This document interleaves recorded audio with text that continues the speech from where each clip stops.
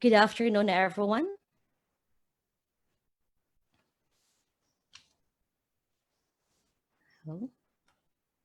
Okay, once again, good afternoon and welcome to the webinar number 6, brought to you by Commission on Higher Education, Regional Office 11, and the University of Southeastern Philippines, a Center of Development in IT Education. At your service this afternoon is Dr. Emmy M. Cabandit, a faculty of Southeastern Philippines, University of Southeastern Philippines, Davao City. I am requesting everyone to sit back as we begin this webinar number 6. Well, in the higher education, it is one of our functions, being the partners in the development process of any human resource. It is one of our functions that, aside from instruction, is in the area of extension and community development. And according to the study of Jovi Mojares and Rowena Bangkogis of Batangas State University, extension was defined as a social responsibility and an approach to provide service, transfer knowledge, and improve quality of lives of the community. And in delivering extension, there are factors, according to the study, that negatively affect in the delivery, such as financial resource and conflict of schedules. However, this time there is another problem. Now the problem is, how do we conduct extension activities in the midst of pandemic times when our moves are so much limited? Because of this, the webinar number 6 of CHED Region 11, again in cooperation with the University of Southeastern Philippines, a Center for Development in IT Education. This webinar was born, and it is all about doing extension services amidst COVID-19 pandemic. And to start with, let's have an audio visual for the prayer.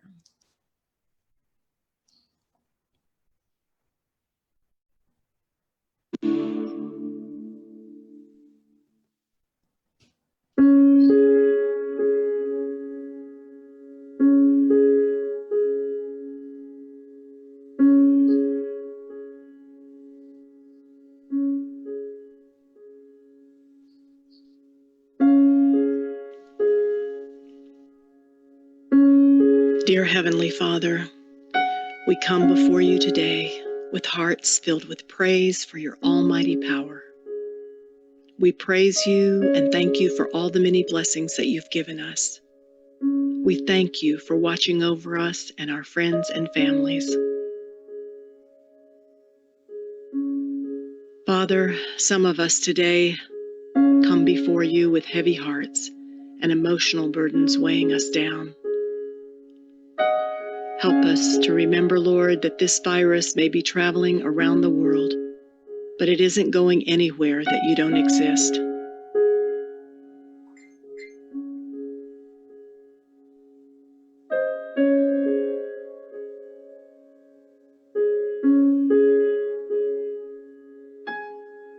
And Father, we ask for your healing of all those who are suffering and sick around the world in so many different countries.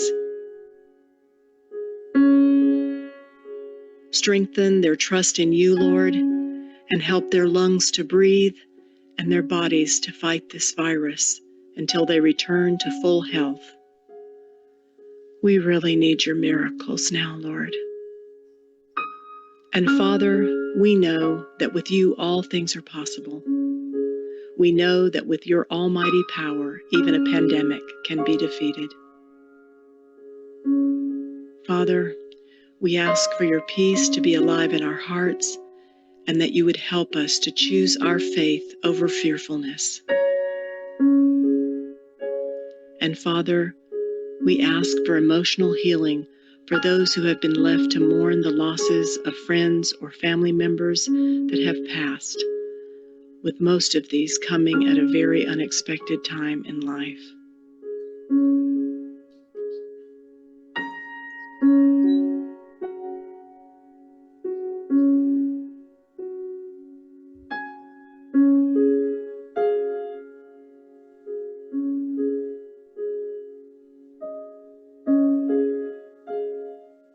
Father.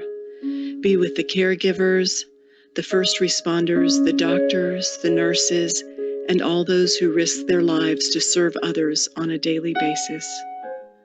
Protect them and give them strength.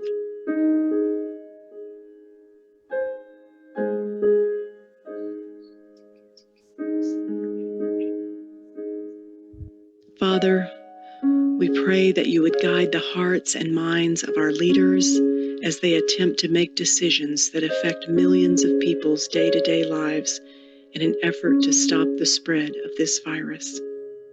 Give our leaders extra wisdom and peace of mind as they make these decisions. And Lord, please guide their steps. Father, make us stronger as a community. Show us how we can be of service to others and to form strong bonds to make a difference during this crisis. Help us to demonstrate our faith, Lord, in a manner that allows others to see your love in us and to know that we are your followers just by our actions.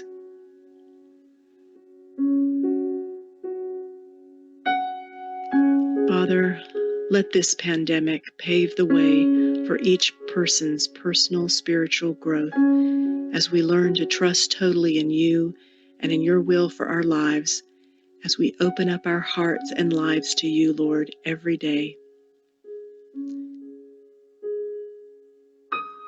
While these times may seem uncertain for us, we can know that our future is not uncertain.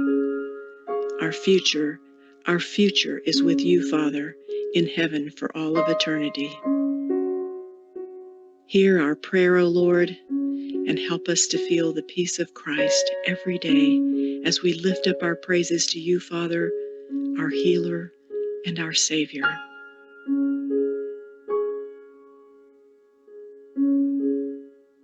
And Lord, help those who don't know you to open their hearts and accept you as their Lord and Savior.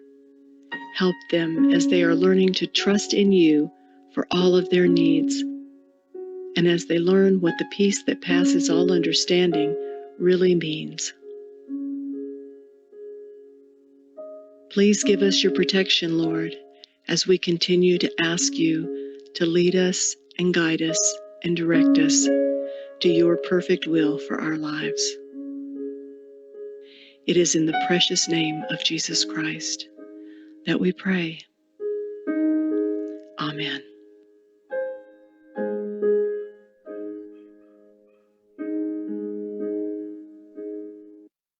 To give us the welcome message this afternoon to this webinar, let us all virtually welcome our Director for CHED Regional Office 11, the vibrant and dynamic Dr. Maricar R. Casquejo, CESO 3.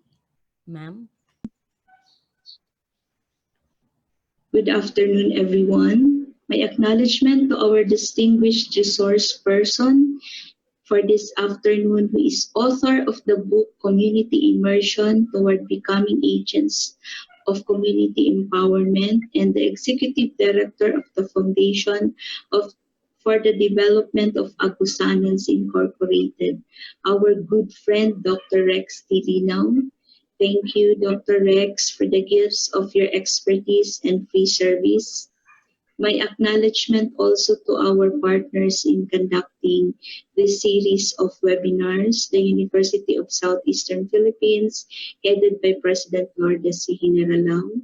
USEP is one of the Centers of Development for Information Technology Education in this region. Let me acknowledge Dr. Randy S. Gamboa, the Dean of Institute of Computing. We were able to have generous experts such as Dr. Rex Linao because of the assistance of Dr. Gamboa. My acknowledgement also for the CHED 11 technical team headed by Dr. Luis D. Perez and the administrative team headed by Dr. Emma K. Bunsobre.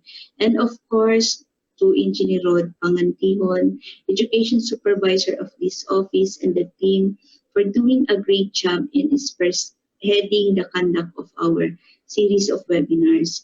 Thank you once again, Picari Prime, for this Zoom account. To all of you, wherever you are, who are watching, listening to CHED 11.6 webinar, I hope you are always in the best of health. For those who cannot log in the Zoom, we are also live in Facebook, and you can also view, download all our webinars in the CHEDRO 11 YouTube channel. Your e-certificates will be emailed to the exact email ad you have specified in the feedback form, which can only be filled out within 2 hours after each webinar is conducted. Today's webinar, entitled Doing Extension Services Amidst COVID-19 Pandemic, is our sixth, and this is still part of CHEDRO 11's assistance in the retooling of the higher education institutions personnel, and to our aspiration that as one region we will learn as one. Today's webinar is important especially for school administrators, faculty members, and staff doing extension works, considering that performing one of the four functions of higher education in this time of pandemic is challenging. Dr. Linao, an expert in extension works and programs, will give us additional insights, techniques on determining appropriate extension programs, projects, and doing extension services amidst the pandemic. This will remind each of our faculty members that instruction is not their only function, and there are still other functions such as research, extension, and production that they need to do. As JEDRO 11 continues to serve its stakeholders, and as we continue to live by our tagline, we find solutions, we are hoping for your usual support and cooperation to whatever our office will do, especially in these trying times. Please do watch, listen, attend, participate to our incoming seventh webinar. While taking into account the safety of our personnel, students, and other stakeholders, and without compromising the quality of the learning experiences of the students and our commitments to academic excellence, together as one united institutions of higher education in Davao region, we will cope and survive this pandemic. Thank you everyone for making yourselves available. Have a productive webinar and keep safe always.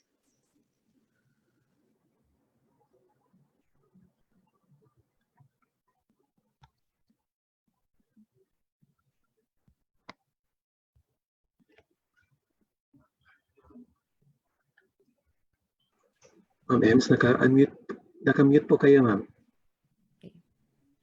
Thank you very much, Dr. Casquejo, for that welcoming message for every one of us. And now, as I am about to introduce our resource speaker this afternoon, I would like to give few reminders for attending a webinar like this in order to have a meaningful and press. First, okay, these are some of the etiquettes when we are going to attend webinars. One is you are going to mute your mic.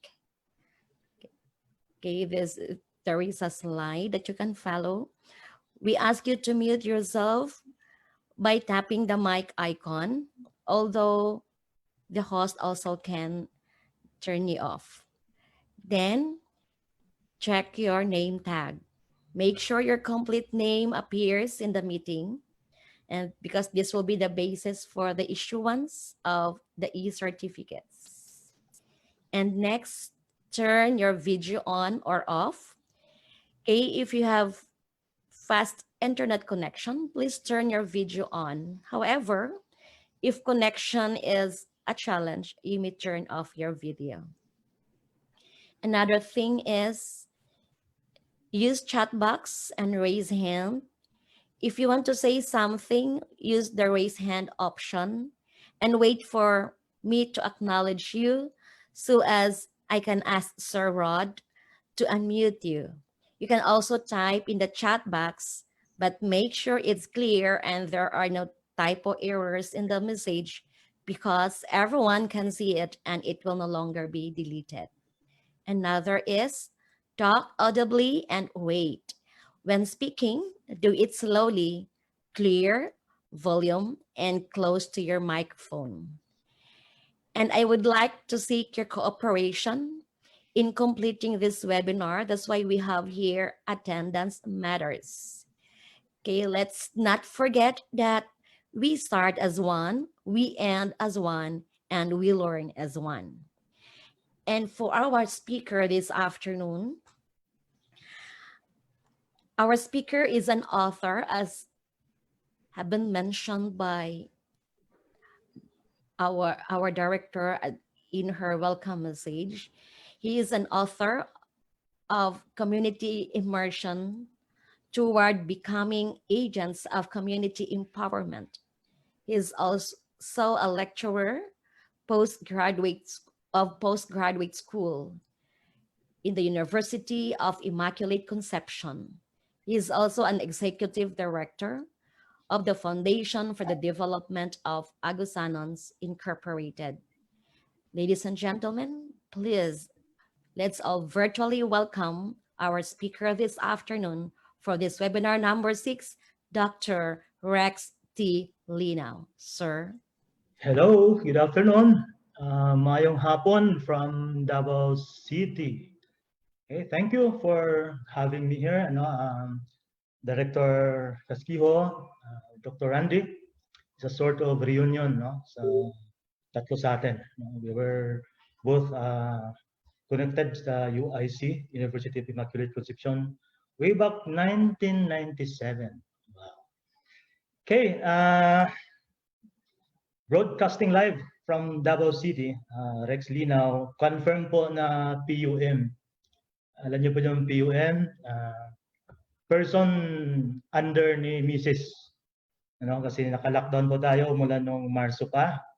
Pero pwede din naman PUM, person under ni Mr. Diba? Okay. We have important topic to discuss this afternoon. Extension. It's one of the functions of higher educational institution. One is the research, instruction, production, and this one extension.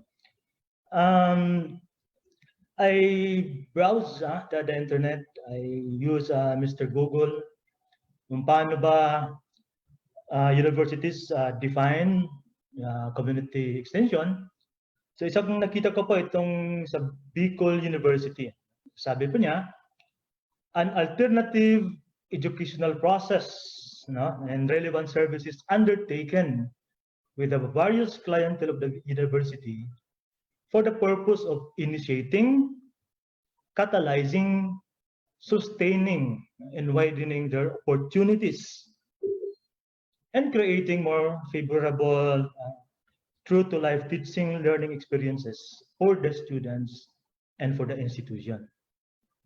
Sabi po ng Bicol University, it involves the development or enhancement of the competency and widening of opportunities for growth to attain individual, community, and national and global goals. Yun po ang sabi ng Bicol University. Ang Philippine Christian University naman, sabi niya, community extension helps us implement the mission statements ng university. Ano po yun? Isa is become responsible stewards of God creation and the resources. Pangalawa, be responsive to Philippine needs and conditions. And then third, to provide education that will enhance the development of Christian character. Sabi pa, community service learning increases the level of social responsibility, develops critical thinking, and examines values, beliefs, and understanding of self and others. Yun po ang sabi ng Philippine Christian University. Sabi po ng CHED, sa CMO 20, series of 2011, extension primarily includes the dissemination of the research outputs that would be beneficial for the development of the community of locality where the SUC is located. Dissemination of research outputs na maging beneficial sa community na kung saan existing ang isang state university or college. Sabi ba nga natin, one measure of success ng isang SUC is paano nag-develop ang community around the campus. We are so focus, no? Nung halimbawa, mayroong top notcher sa board exam, top 1, top 10, okay naman po yun, wala namang masama doon. Pero sa tingin ko, tingin ng iba, ang isa pang importanteng measure ng success ng isang university, ng isang SUC, is paano yung community around the campus, yung lungsod, yung probinsya, saan nag-operate ang isang SUC, paano siya nag-develop. Of course, isa lang naman ang SUC ng stakeholder or player sa development ng community. But, importante, tingnan nyo ng university administrator. Ang CMO 52, series of 2016, ang sabi niya, extension services is a systematic transfer of technology. Systematic transfer of technology. Innovation or information generated by higher educational institutions and its partners to seek solutions to specific developmental concerns.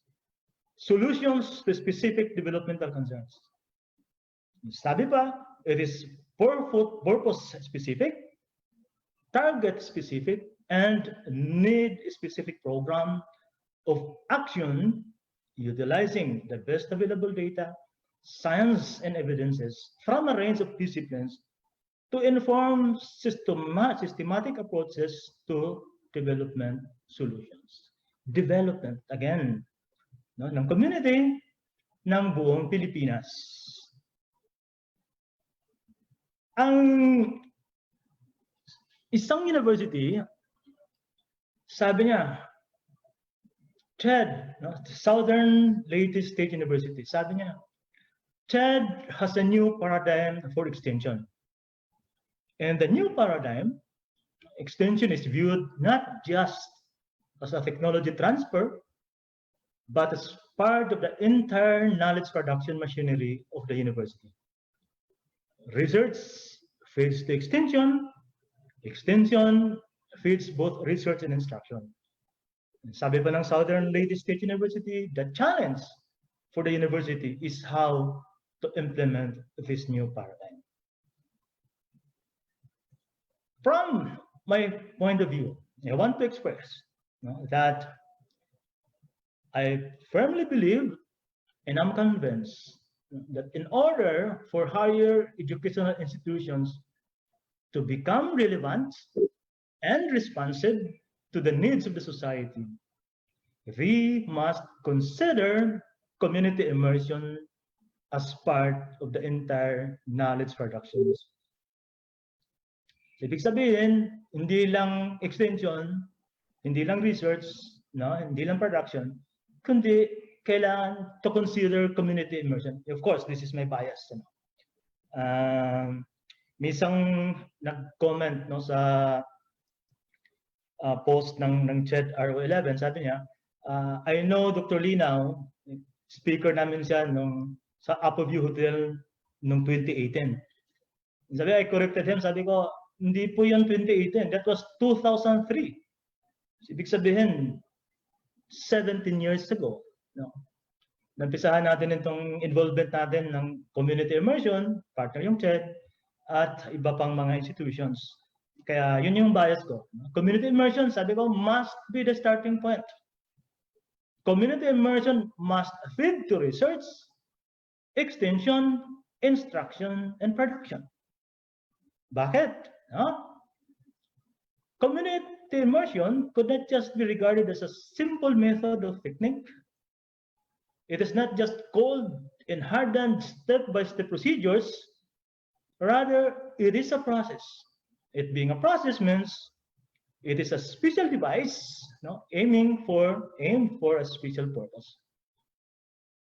Community immersion could be seen as a means and an end in itself.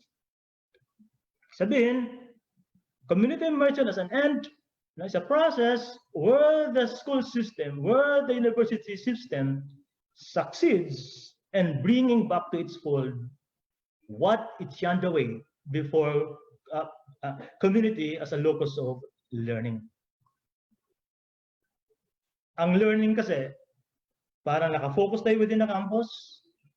So, ang sabi ko, bring back community immersion, because it is where learners now have a more holistic avenue for learning, both theoretical and experiential. When I say learners here, hindi ito mga estudyante, including administrators, because in the 21st century, sabi natin, we need to be lifelong learners. Pag sabi ko dito na learners now have a more holistic avenue for learning, both theoretical and experiential, ibig sabihin, kasama ang ating mga administrators sa mga universities. Bakit? When we design courses, programs, ano bang basis natin? Input from industries? We partner with industries. How about the communities? How about the communities in and around the campus, in the province, that count on us? Kailangan din natin sila ma-consider. And from my point of view, when we design new programs, new courses, we need to immerse sa mga communities to know kung ano talaga yung mga kailangan nila. As a means, it is a process where learners, as an offshoot of the experiences of actual community life, they're expected to develop community awareness, community service, and then our involvement. Ang gusto po natin, ang mga lifelong learners, tayong mga lifelong learners, ang ating mga estudyante would become agents of community empowerment. From my point of view, without community immersion, problems such as educational mismatch, miseducation of Filipinos will linger. Sabi ni Dr. Gamboa kanina, teacher niya ako. Totoo po yun, that was 19 years ago. I was 28 years old. So, do the math, how old na ako ngayon? 30 pa, 30. Okay. 18 years ago, I was handling a subject, sabi, issues and problems in the ecology of educational administration. So po sa ginagawa namin is we would immerse sa mga eskwelahan. At saka at the end of the semester, mayroon silang major na requirement.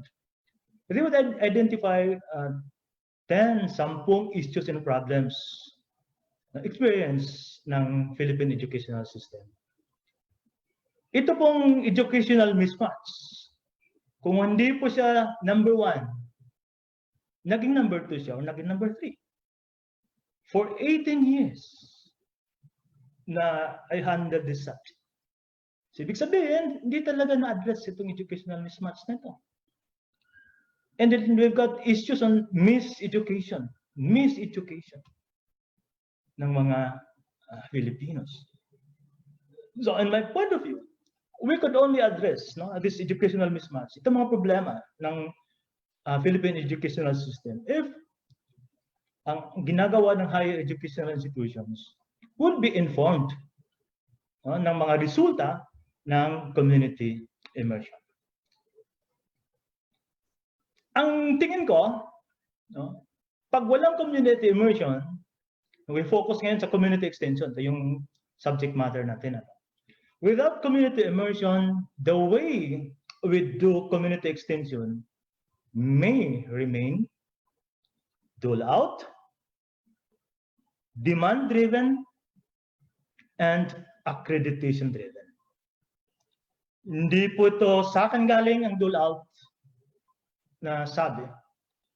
Na-mention kanina ng ating moderator, itong study na gawa ng taga Batangas State University, saka from UP Los Baños.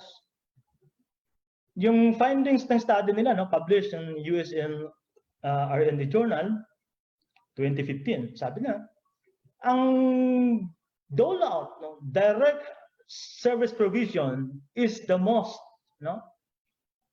itsura ng ating extension program. So ano po ito? Okay? Medical, dental mission, bloodletting, distribution of relief goods, wala naman pong masama pag ganyan. Pero baka po may higher purpose pa ang ating extension function ng isang higher educational institution. Hindi lang distribution of relief goods, hindi lang dole-out system. Ang sabi naman, ng isang study din from Jose Rizal College from Zamboanga del Norte, ang extension programs are demand-driven and accreditation-driven. Who's demanding? Sabi pa, baka usually requested by the local government units. Barangay Kapitan, Mayor, Governor. And we do extension programs because requirement sa accreditation that we've got to undergo. Wala naman din pong masama dyan. Pero tingin natin, mayroon pang mas higher purpose ang extension service ng isang higher educational institution. At yun po yung nabasa natin kanina, sinabi ng Bicol University, sinabi ng Philippine Christian University, at sabi po ng Commission on Higher Education. Ano po bang dapat nating tingnan when we do community extension? Medyo nawala tayo sa passing, nasa 21st century na tayo. Pero yung ating approaches, baka in the 1950s pa. So, tingnan natin kung dito, community development approaches, noong 1955 to 1970, ang tawag doon, do development to the people. It's a top-down approach. Extension services, planned out in the air-conditioned room ng RDE Center, and we implement sa baba. Top down. In the 1970s to 1980s, it's still top down, pero at least ngayon may pagbabago na. Do development for the people. 1950s, development to the people.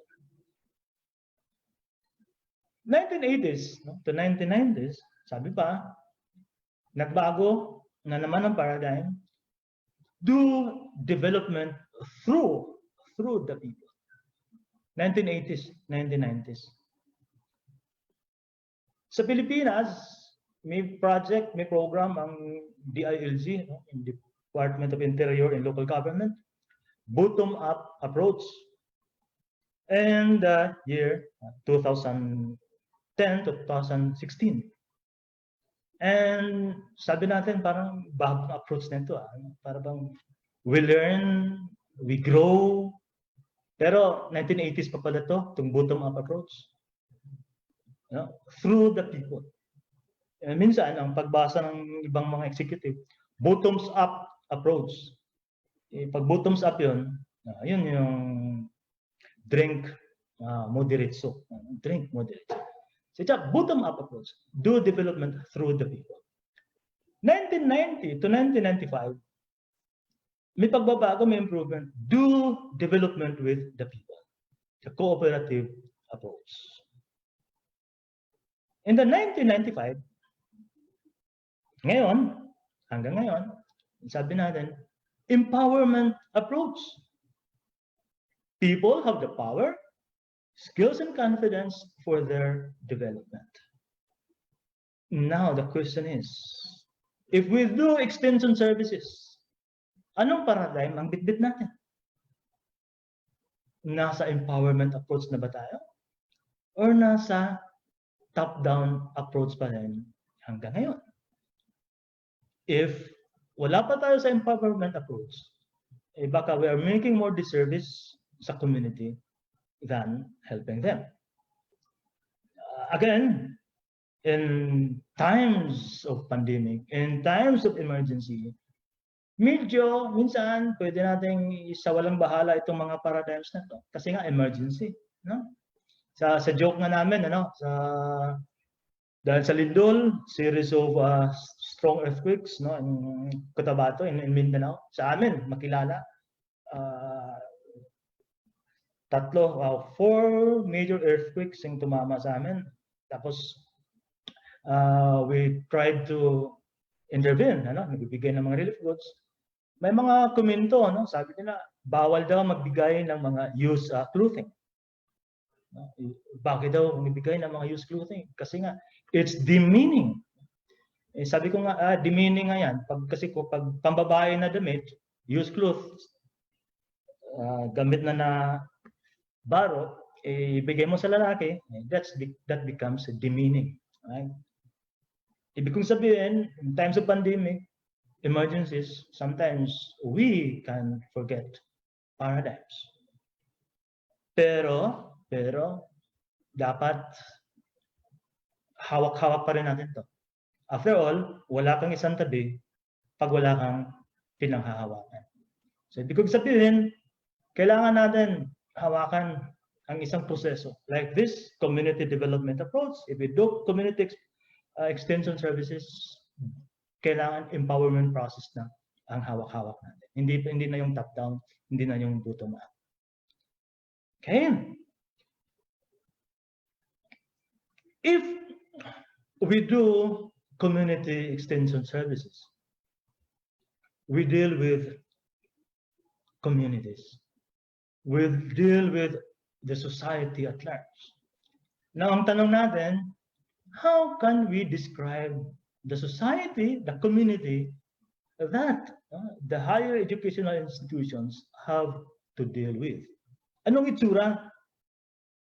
Ano yung mga paradigms? Ano yung mga konsepto nila? Okay? Pre-pandemic. Ibig sabihin, wala pa itong COVID-19. Okay? Ano yun? Okay? Ito yung tawag natin, paradox. Sabi natin, we have taller buildings but shorter timbers. Nahahaba ng mga buildings. 40 stories, 50. Burj Khalifa, Petronas Twin Towers. But ang ating timbers masyado ng maiksi. We've got wider freeways, 6 lanes, 8 lanes, but narrower viewpoints. We spend more, but have less. We buy more, but enjoy it less. Sino sa inyo may 3 cellphone? Kailangan niya ng mga elementary students during this blended learning, flexible learning. Pakibigay naman yung 2 o 3 para isa lang ang cellphone niya. We have bigger houses but smaller families. Pag malaki yung bahay, yung sabi natin, ba't malaki yung bahay nila? Kasi BSN yung may-ari, nasa Canada. Ano yung BSN?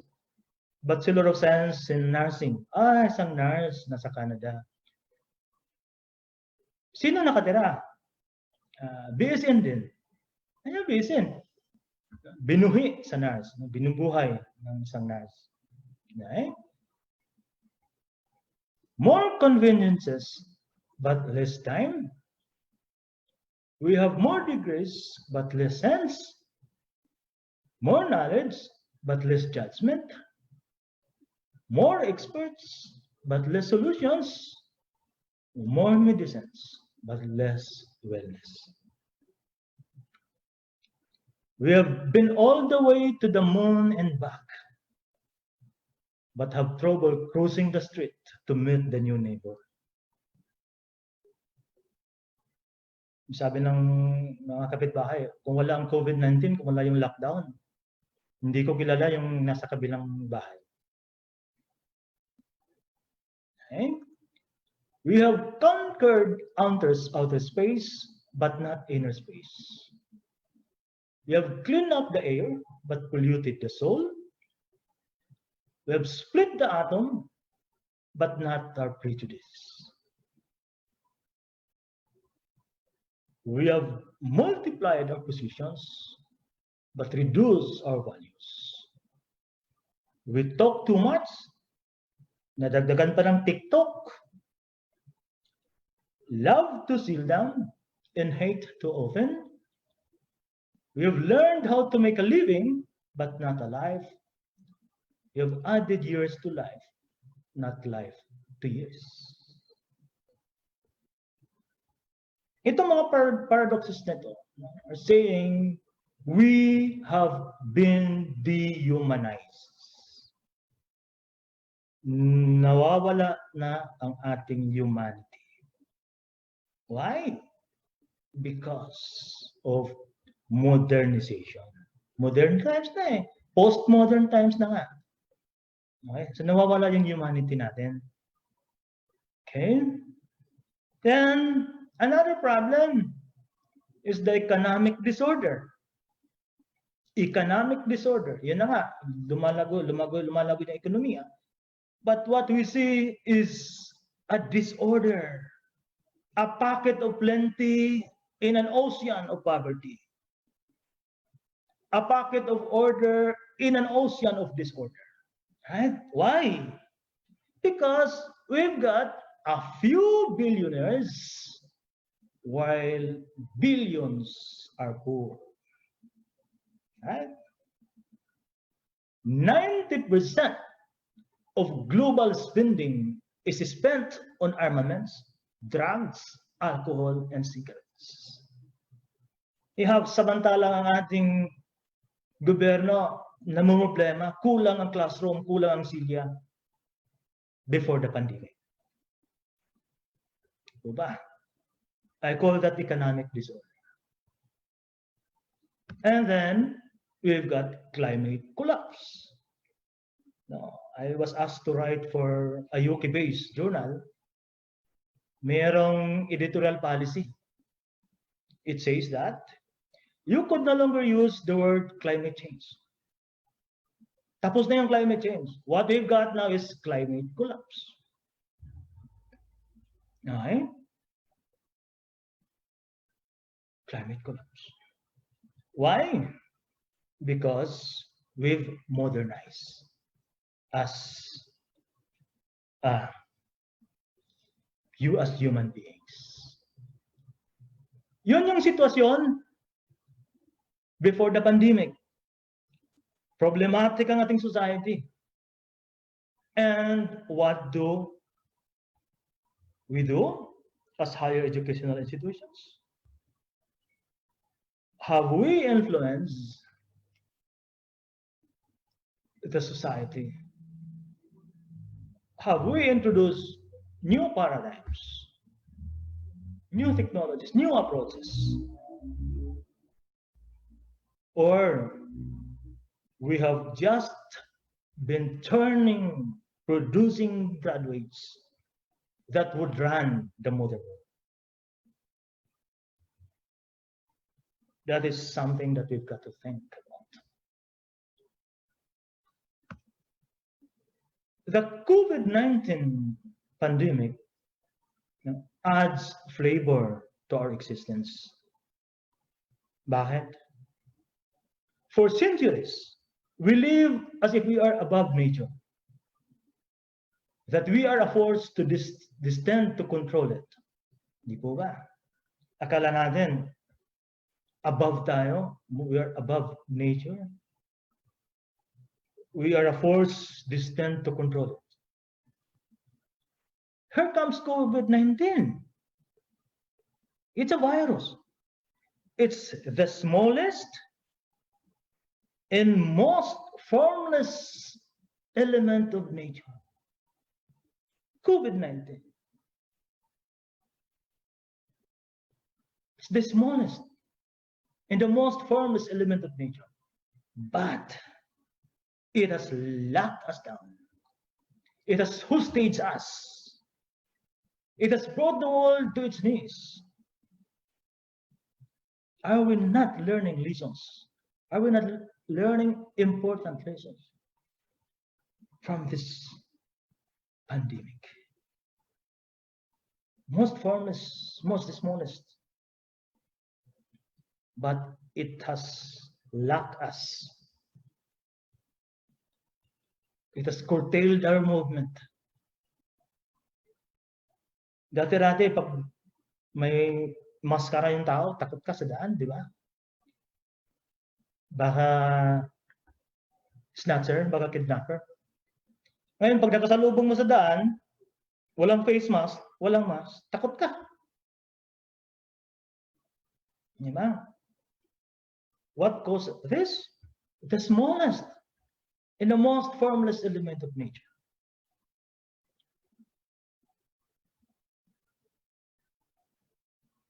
So now we realize we are just a part of nature. And whatever we employ in our fight against it, we will always find ourselves in the losing end. Whatever we employ in our fight against nature, we will always find ourselves in the losing end. We need to realize that we are nature's last arrival. In the history of the cosmos, in the Earth history, historia ng Milky Way galaxy, we are the last arrival, human beings, but so far, we're the most destructive.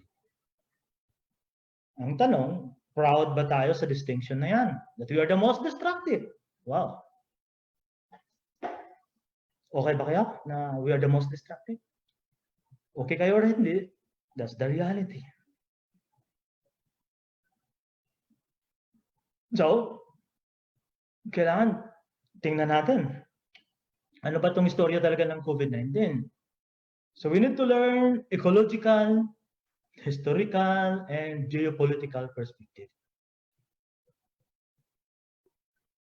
And one of the conclusions in our studies is that a virus is haunting Europe, a virus is haunting planet Earth, and the victor is capitalism. Last data na nakita ko kanina, halos 10 million na ang infected. Halos 500,000 na ang namatay dahil sa COVID-19. It affects 231 countries. Sabi ng United Nations chief, sabi niya, nasa inquirer kahapon, no? Hindi niya nakikita, hindi observable na mga countries are one in fighting this virus. Kanya-kanyang diskarte. So may problema tayo. Why? So problema, capitalism. Sabi pa ng writer, the decision to defend capital has led to governments taking too little action, too late to stop the spread of novel coronavirus. Siguro nabasa niyo yung sabi ni President Trump ng United States. Sabi niya, he advised yung mga tao niya to slow down on testing. Imagine that. Slow down on testing. Bakit? baka aabot ng milyon-milyon yung affected ng United States, election time na. Election time. Okay? Capitalism, money, power. Okay? These are the victors of the virus that harms the world. Kaya, tingnan nyo. Before the pandemic, sabi natin, New York, a city that never sleeps. Kanta yun, di ba?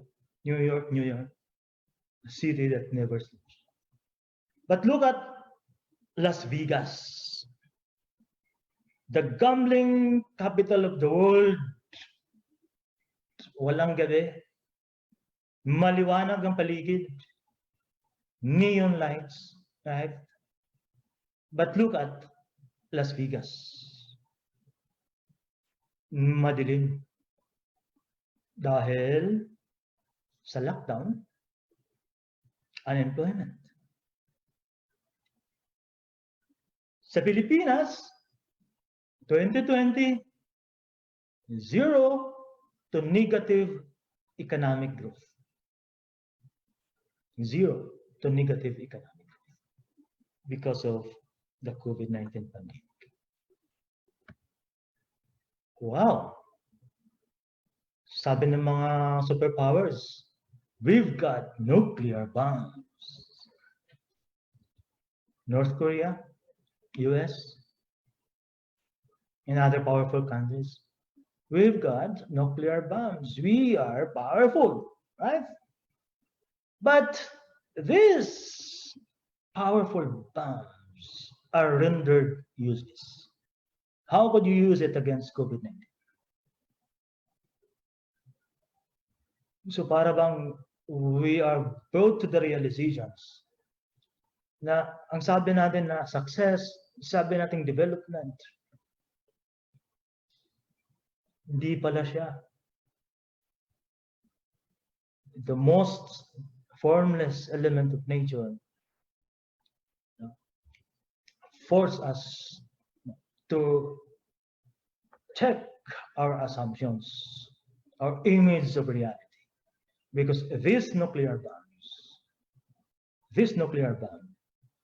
has no use against the most formless form of nature, the most formless element of nature. Yes, animals invade cities. Dahil ang mga tao nakatago, nasa mga bahay, ang mga hayop na ngayon ang nasa kalsada, nasa syudad. And I don't know who would impose jaywalking against these animals.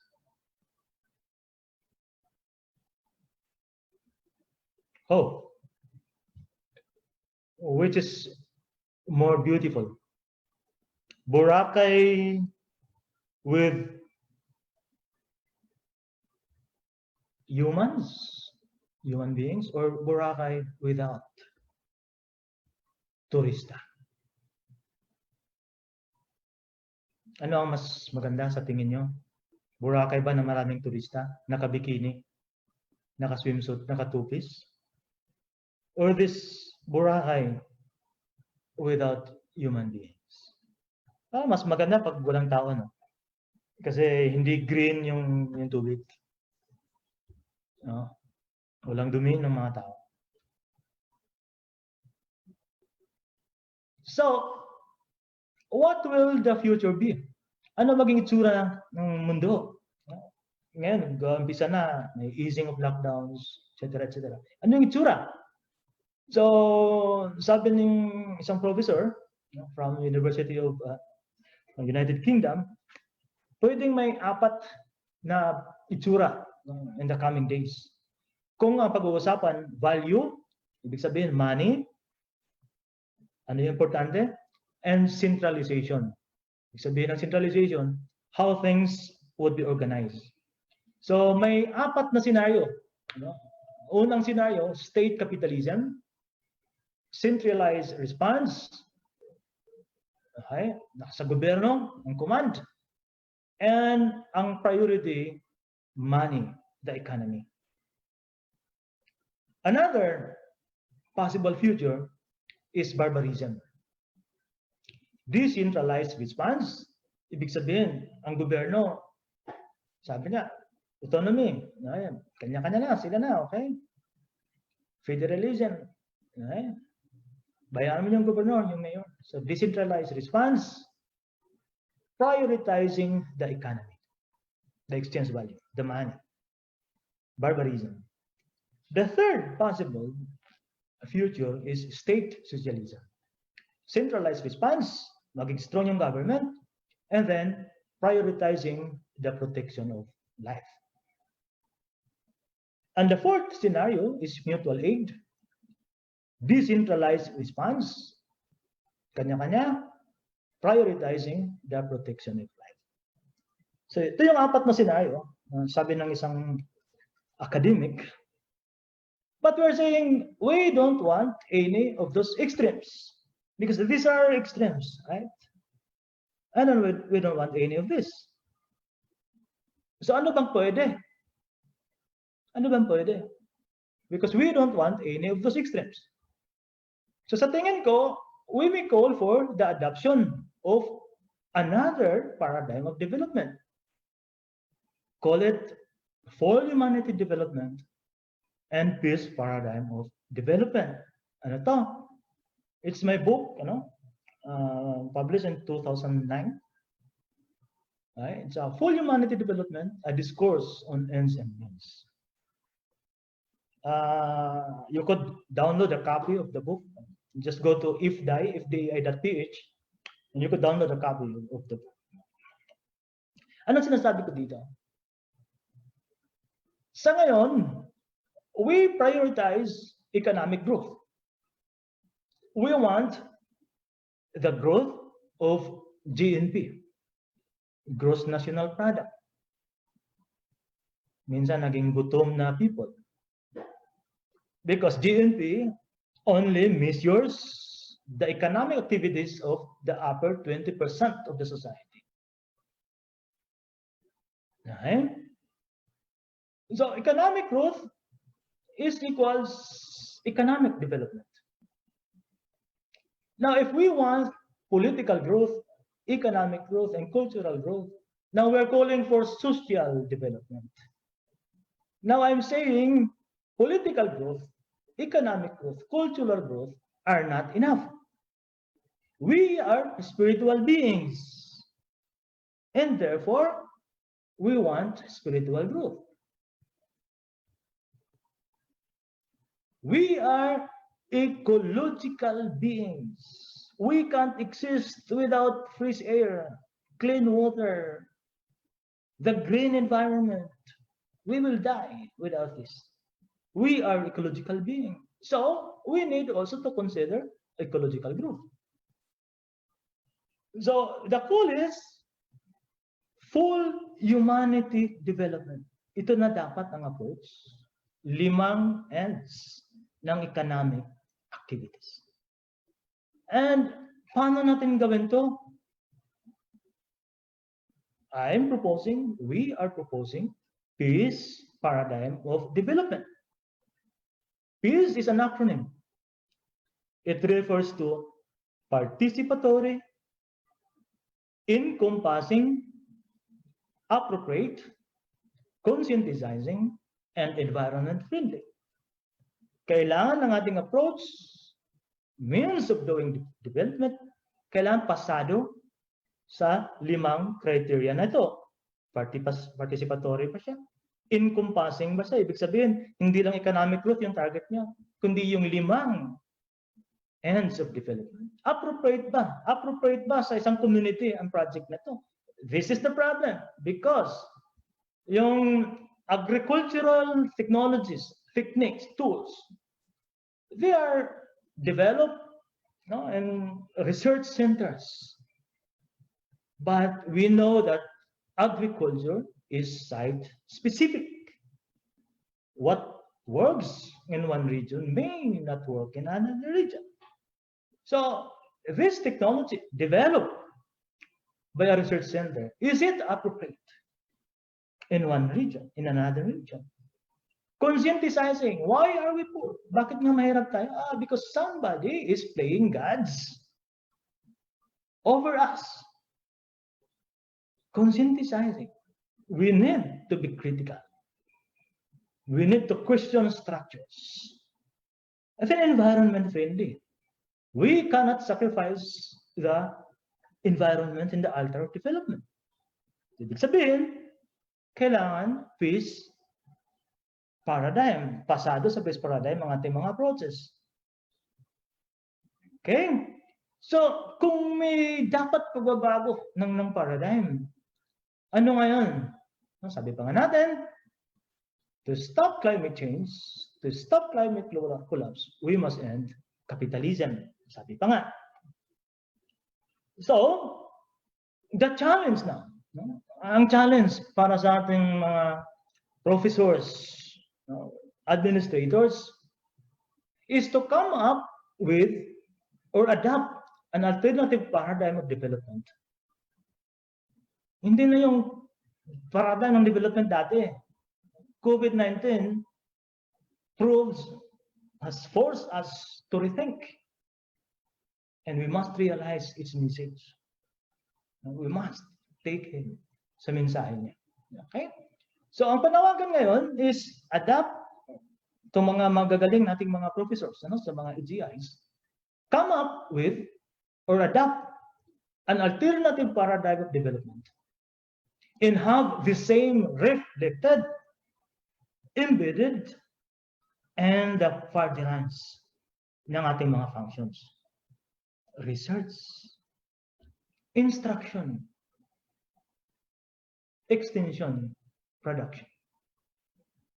Sinasabi namin sa mga civil society organizations, sabi namin, ang problema natin sa environment ng Pilipinas cannot be solved. Hindi ito pwedeng marisolba hanggat ang mga nasa poder, nasa power, yung thinking nila, harvesting pa rin. Ibig sabihin, like, take for example, forest, ng ating mga kabukiran. Sabi, ang mga kurso dati, mga tinuturo sa mga university, is the paradigm of harvesting. Ang daming mga puno sa bundok, we might as well harvest. So we issued mga permits sa mga loggers. Sa ngayon, sa instruction natin, kailangan, ang pag-uusapan natin dito is forest management. How do we manage the forest? Kailangan natin ng oxygen, kailangan natin ng forest. We also need kahoy para sa pagpapatayo ng bahay. So we talk of forest management, not forest production, not forest harvesting. So kailangan magbago yung instruction. Extension, kailangan magbago. We need to adopt the empowerment process.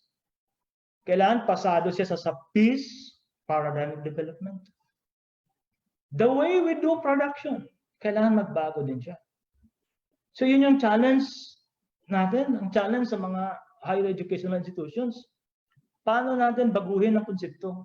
Paano natin baguhin ang ating image of reality? Paano natin baguhin the way we think of development? Okay? Pero medyo mahabang usapan to. Mahirap to. Kailangan proseso. What we have now is to address the so-called urgent concerns. Po ba? Panawagan ko yun, kailangan may mga bago na tayong mga paradigm, pero may mga urgent concerns tayo. Ano-ano yun? Okay? We need to capacitate administrators, faculty, staff to deal with the challenges of the new normal. Ito yung mga urgent concern, di po ba? Hunyo na ngayon, August, umpisa na yung klase. So kailangan, we need to capacitate administrators, faculty, staff to deal with the challenges of the new normal. We need to invest to make the campuses safe, compliant. Kung ano po yung safe, pag-uusapan natin maya-maya. No? Kailangan mag-invest tayo to make the campuses safe, compliant. And number 3, we need to contribute in the overall fight against COVID-19. Okay? While we acknowledge na may malaking trabaho ang ating mga professors, ang ating mga thinkers, but kailangan i-address muna natin, kailangan i-address natin at the same time, no? Itong mga urgent concerns. So, when we say capacitating administrators, faculty, staff, because sabi pa ni Mr. Segundo Icla Romero, isang columnist ng Inquirer, Philippine Daily Inquirer, not all teachers can teach. Agree? Not all teachers can teach. Ito yung pwede sabihin natin, even before the pandemic, alam natin na may mga teachers na can't teach. How much more in this blended learning? So, we need to do capacitation, capacity building ng ating mga faculty, staff, and even administrators. Next, we need to invest to make the campuses safe, compliant. Okay? Ano to safe, compliant? S means social. An unfortunate thing, hindi naman kailangan social distancing. What we need is physical distancing. Sa ating mga opisina, dati-rati baka crowded yung opisina natin. Kung wala namang klase, baka pwedeng ilipat sa transfer sa one room ang other office personnel in order to maintain physical distancing. Okay? And of course, along with that, is kailangan we would invest dun sa mga hand washing areas. Okay? Kailangan din ng pera yun. Okay? And then itong airflow awareness. Most of our offices, yung mga opisina natin, air-conditioned rooms. In the study, ang virus, ang COVID-19, SARS-CoV-2, no, mas naging infectious siya. Mataas yung rate ng infection if nasa air-conditioned room. So, ibig sabihin, kailangan natin mag-invest sa mga working spaces sa ating campuses na open air. Because pag nasa air-conditioned room tayo and one of us, one of his mate is infected, asymptomatic, okay, mas maging mataas yung rate of infection. So problema. So we think of airflow awareness. Kaya baka kailangan mag-invest tayo ng opisina, one building na open air siya. And we could work there. No? Then of course, face mask. Face mask. Okay?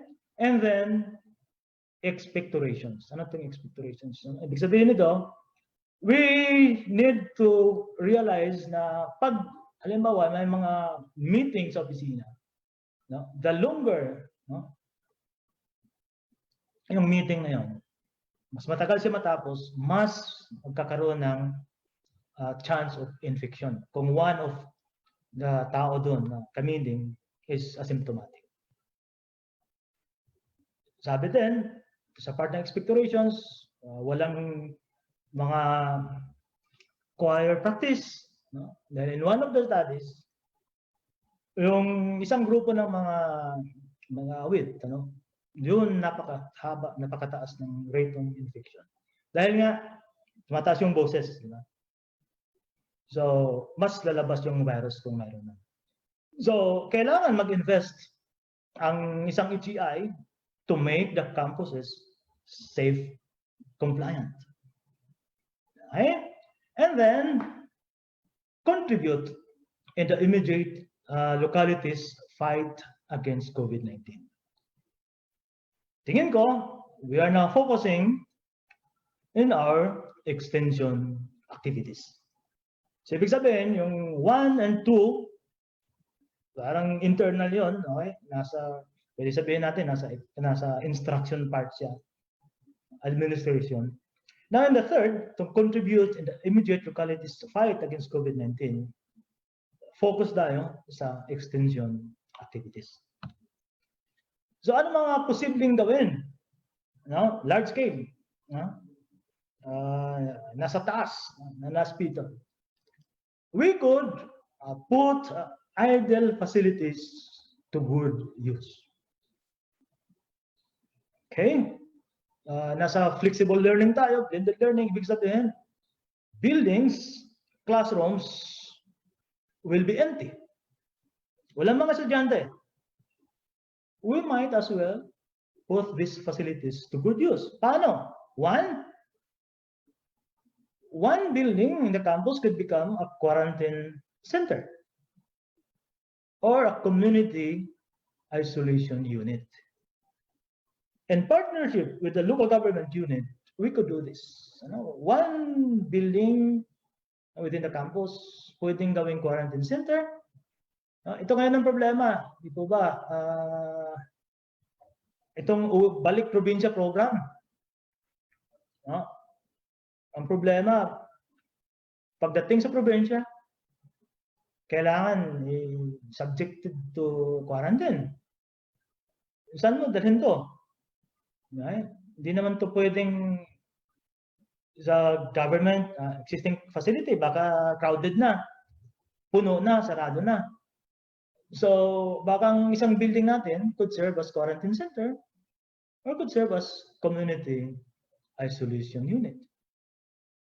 Some buildings of our campuses could become temporary homes for frontliners or stranded students or mga locals na hindi nakauwi sa kanilang probinsya, sa kanilang lungsod. So pwede yung one of the buildings natin maging temporary homes ng mga frontliners. Diba, yung mga frontliners natin, yung iba, Sultan Kudarat ata, binuhusan ng asido. Were subjected to violence. So baka pwede sa isang building within our campus. Of course, subject ito sa mga protocols. Hindi naman pwedeng as university president in our own, we could, diba? Kailangan in partnership with the interagency task force, in partnership with our provincial or municipal health officers. Okay? Or kung malaki itong parking lot natin, we could partner with government, DOH, na gawing drive-through testing site. Itong malaking parking lot natin. We could do that. So one thing that we could do now is putting idle facilities to good use. Another thing is involve faculty, staff, and students. Diba? Mga estudyante natin, hanggang August, walang ginagawa to, or what are you doing ba? Mga faculty and staff natin. So they could be involved. They could produce alcohols. They could mix hand sanitizer and chemistry laboratories. Of course, some universities have been doing this. We could produce face masks, shields, and other personal protective equipment. We could involve our faculty, staff, and students.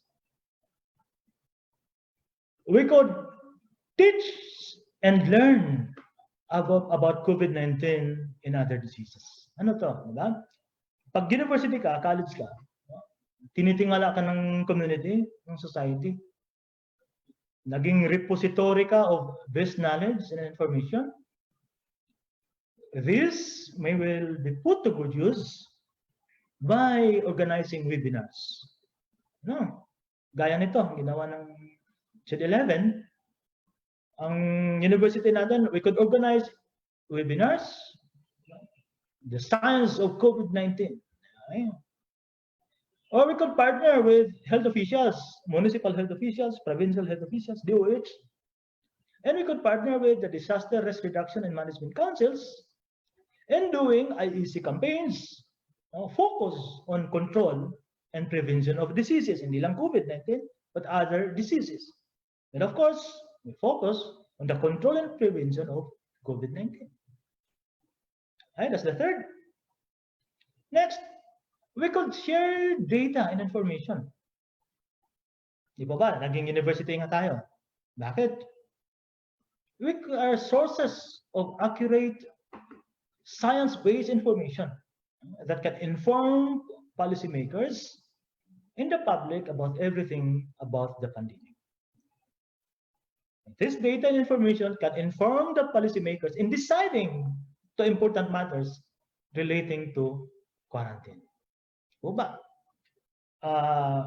May mga local officials, but alam naman natin that some local officials, wala naman silang specialized knowledge on science and technology.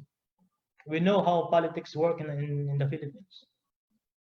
So if we want scientific data, information, if we want a science-based decision on important matters relating to the pandemic, kailangan ng input from a professor, group of professors from our university or college.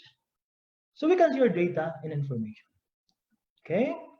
And number 5, we could boast medical personnel, social workers, and other frontline persons.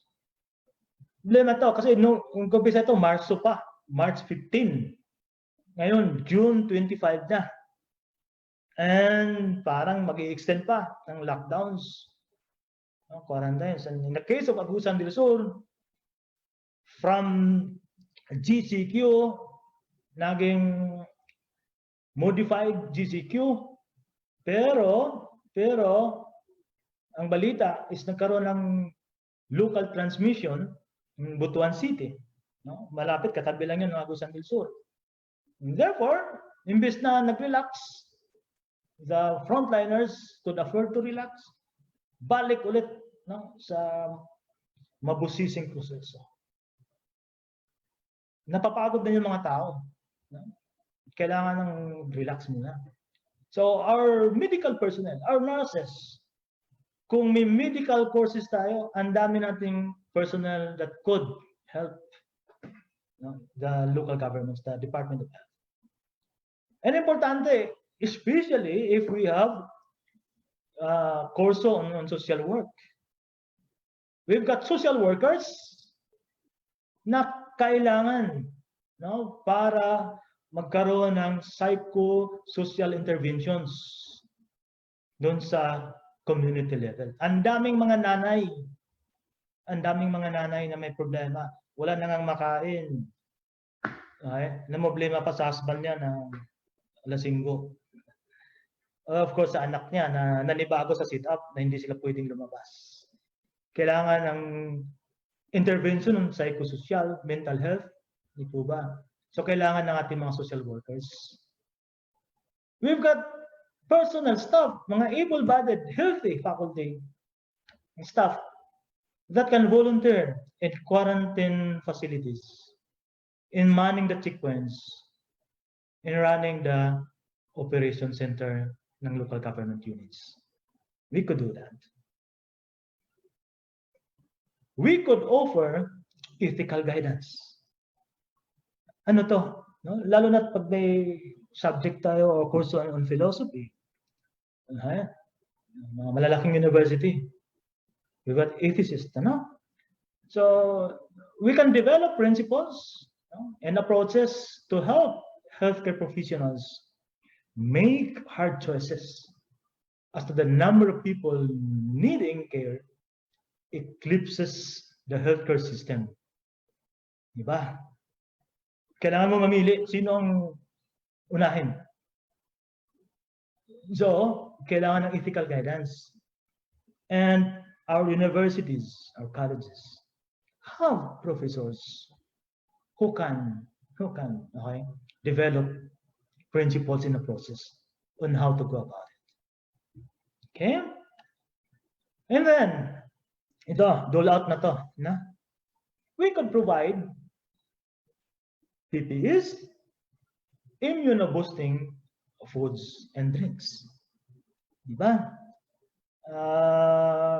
Kami, no, yung foundation ko, we provided PPEs, no, sa provincial government. Pero lately, sabi nila, ubos na yung supply na binigay ninyo.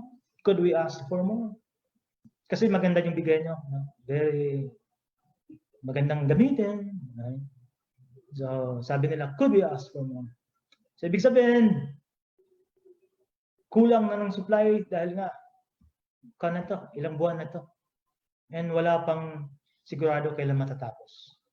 So, we might as well think of providing PPEs, especially to our frontliners, the doctors, the nurses, the medtechs. And we could provide them immuno-boosting foods and drinks. Diba? Ang pinakasikat is salabat. No? We provide salabat sa Emergency Operation Center para naman, no? Yung mga tao doon, ma-boost naman yung immunity nila. No? So, we could contribute, no, in this area. So, case study to, no, binigay sa akin ng presidente ng ASCAP, Agusanons State College of Agriculture and Technology. Disclosure, member po ako ng governing board ng ASCAP. Kaya I'm using this, no, materials. Nung ginawa ng ASCAP, may program sila tawag ASCAP Cares. Okay? So una, it provides IEC materials, develops, produces, and distributes IEC materials. Control and prevention of COVID-19. It distributes relief packs, alcohol produced by faculty and students. Merong ginawang upland hatid ng mga stranded students. May distribution ng face mask. May distribution ng tubig sa mga checkpoints. Food packs. It constructed a hand washing station. And I think this is the most important. Isang building ng college is converted, developed into community isolation unit. Ito yung mga tawag natin, mga malalaking pwedeng gawin ng isang university, no, maging kaparty ng kanilang extension services. Pero sa tingin ko, meron pang mas, tingin natin, this is community-based. Baka dito kailangan talaga yung serbisyo natin. So at the community level, we could, anong tawag natin doon? Mga adapted na eskwelahan.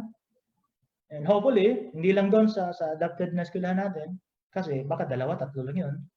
We could also go to neighboring places. Anong pwedeng gawin ng university this time? Establishment of a learning center. Ano tong learning center na to? Okay? Yung features ng learning center, it's an open air structure that is safe compliant. Remember the safe, no? Social physical distancing, airflow awareness. Okay?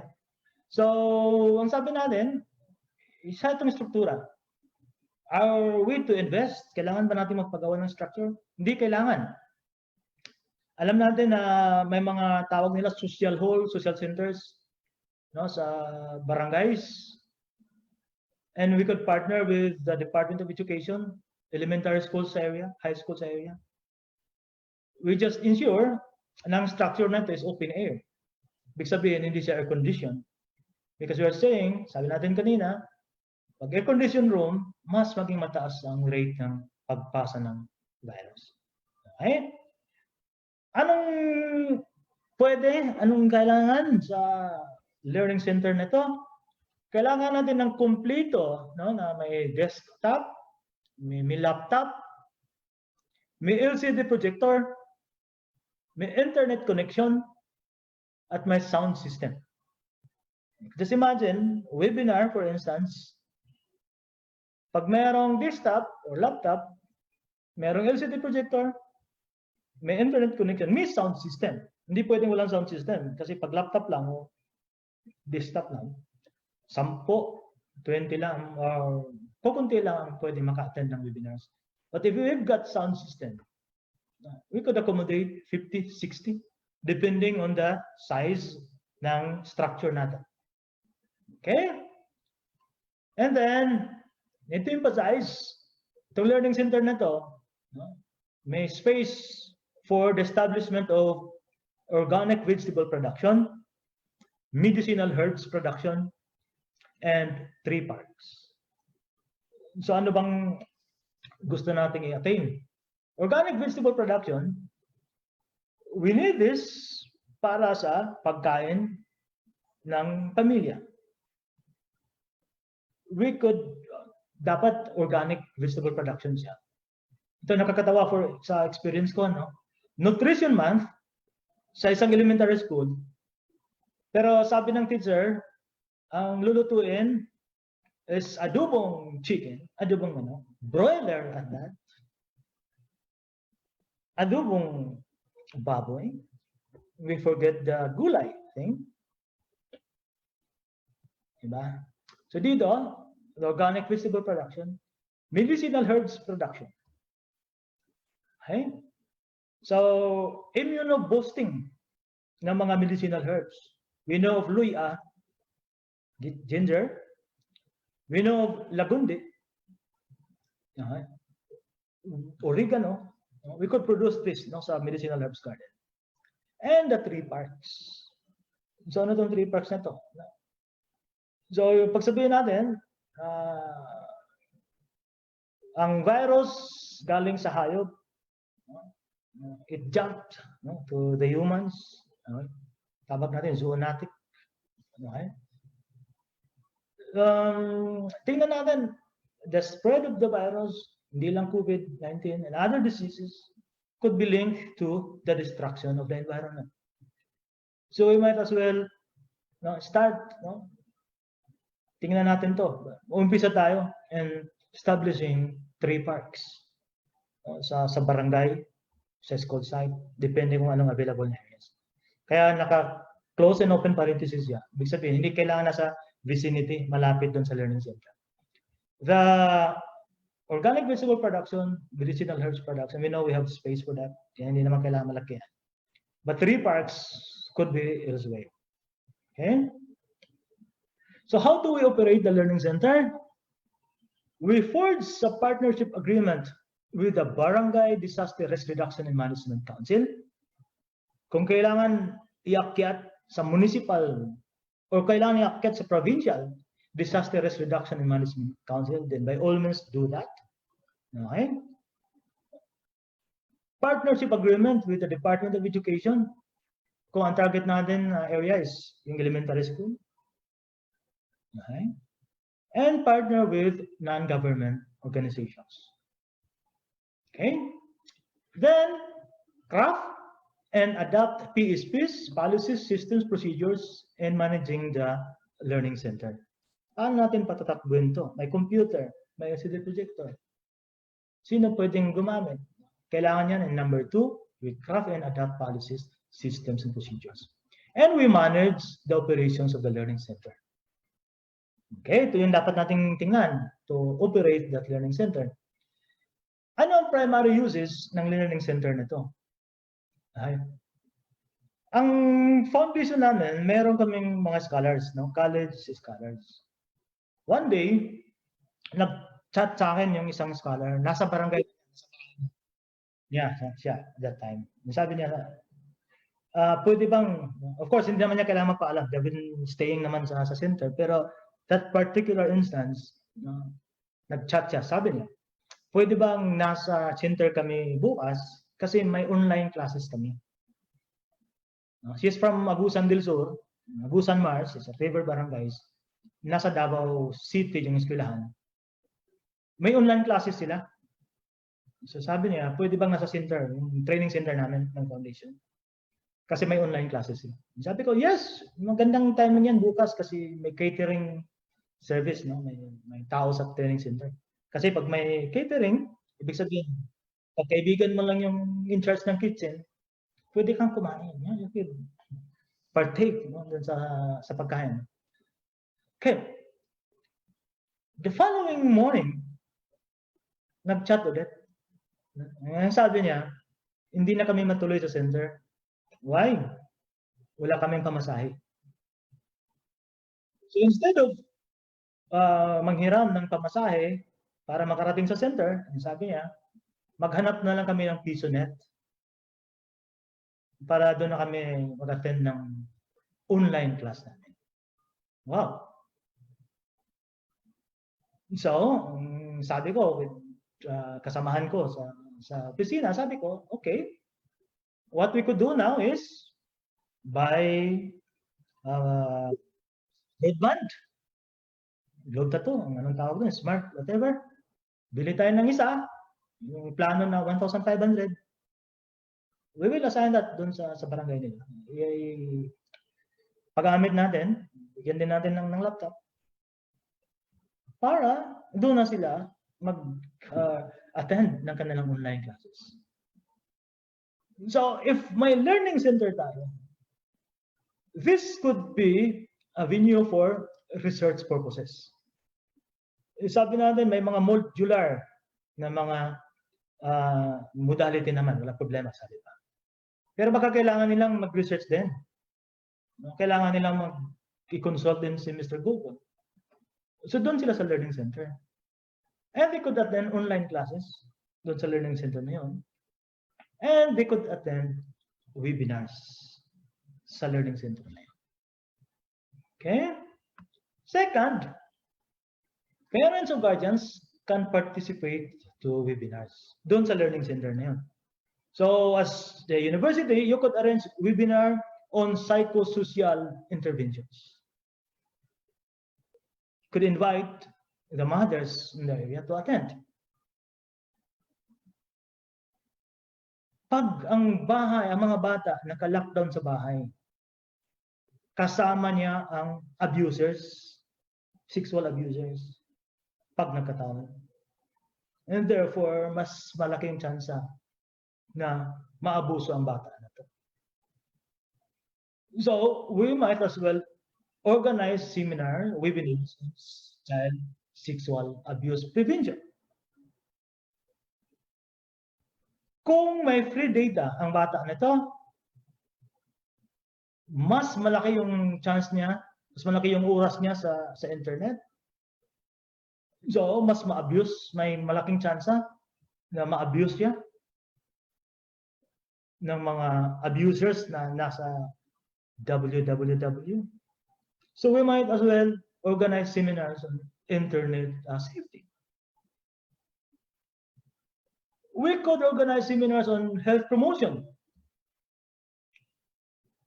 livelihood seminars for mothers and the fathers, and the guardians.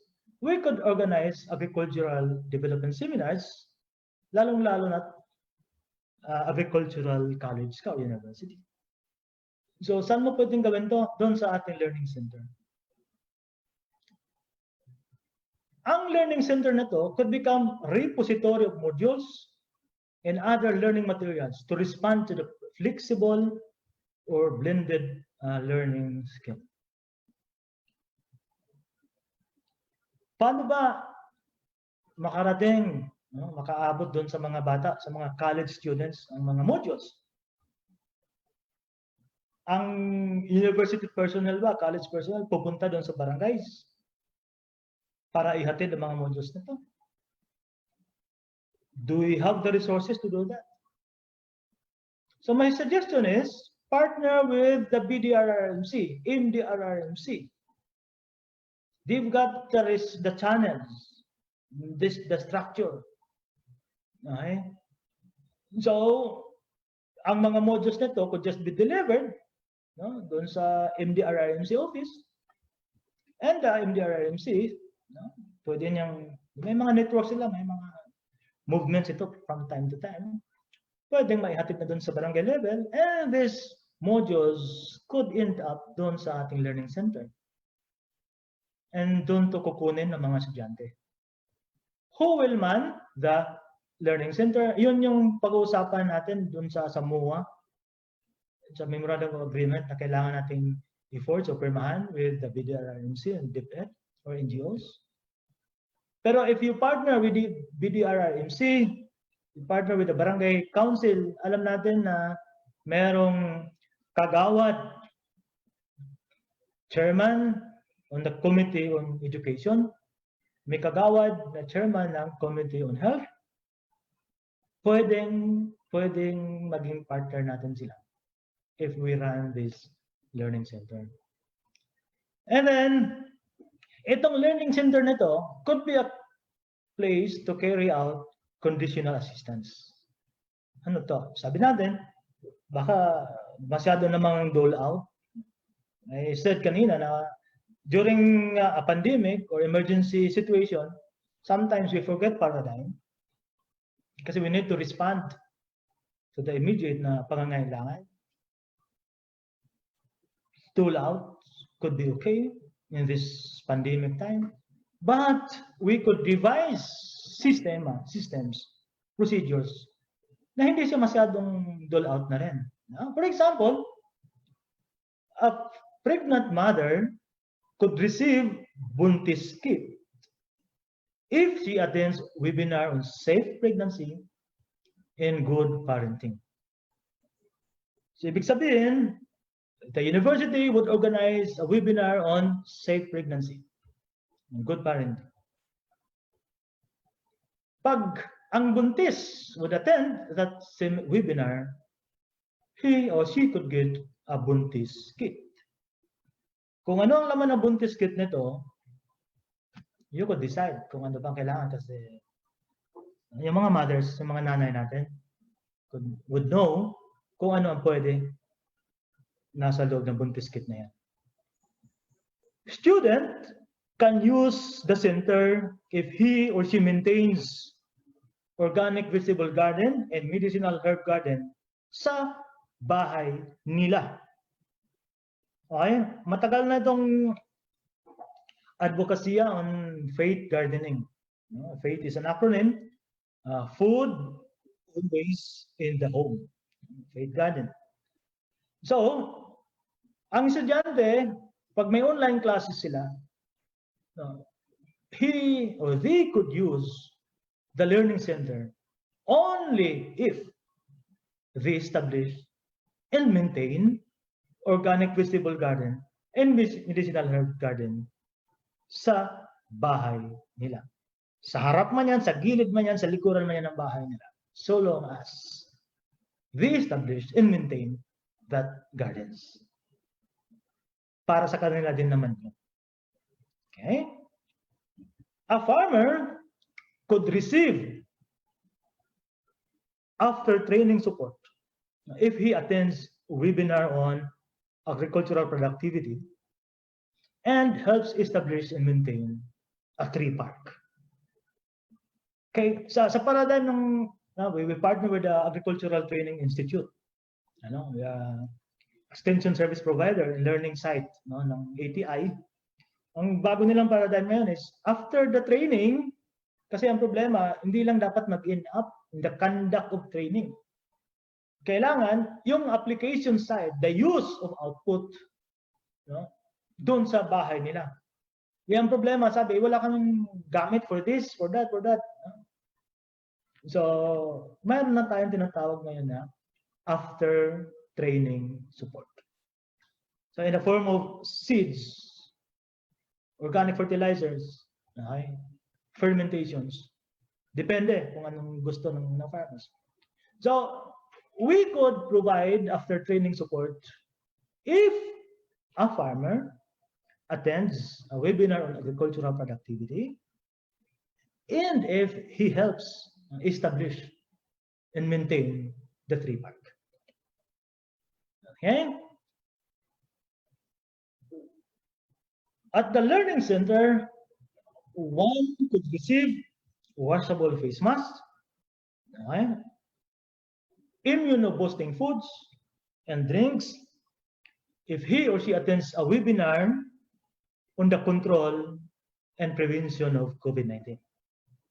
So the university would organize a webinar on the science and control and prevention of COVID-19. The attendees may receive washable face masks or immuno-boosting foods and drinks from our extension office para naman we could help. Kasi ang problema sa ngayon, we're monitoring, nagtatanong tayo sa mga community. And this is always a problem. Pag bago pa yung sakuna, like for example, yung Typhoon Pablo in Agusanons, yung earthquakes in Cotabato, 1 day to 3 days, 1 week after the disaster, ang daming relief operations conducted by different organizations and individuals. But magkakaroon yan na fatigue. Malayo na yung 1 month, 2 months. Nawawala yan sila.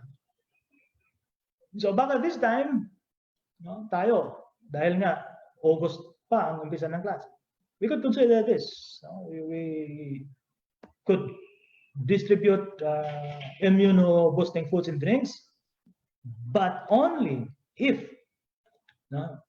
yung recipient, partner natin, would attend webinar on the control and prevention of COVID-19 or other diseases, or any other webinar na sa tingin natin appropriate sa community.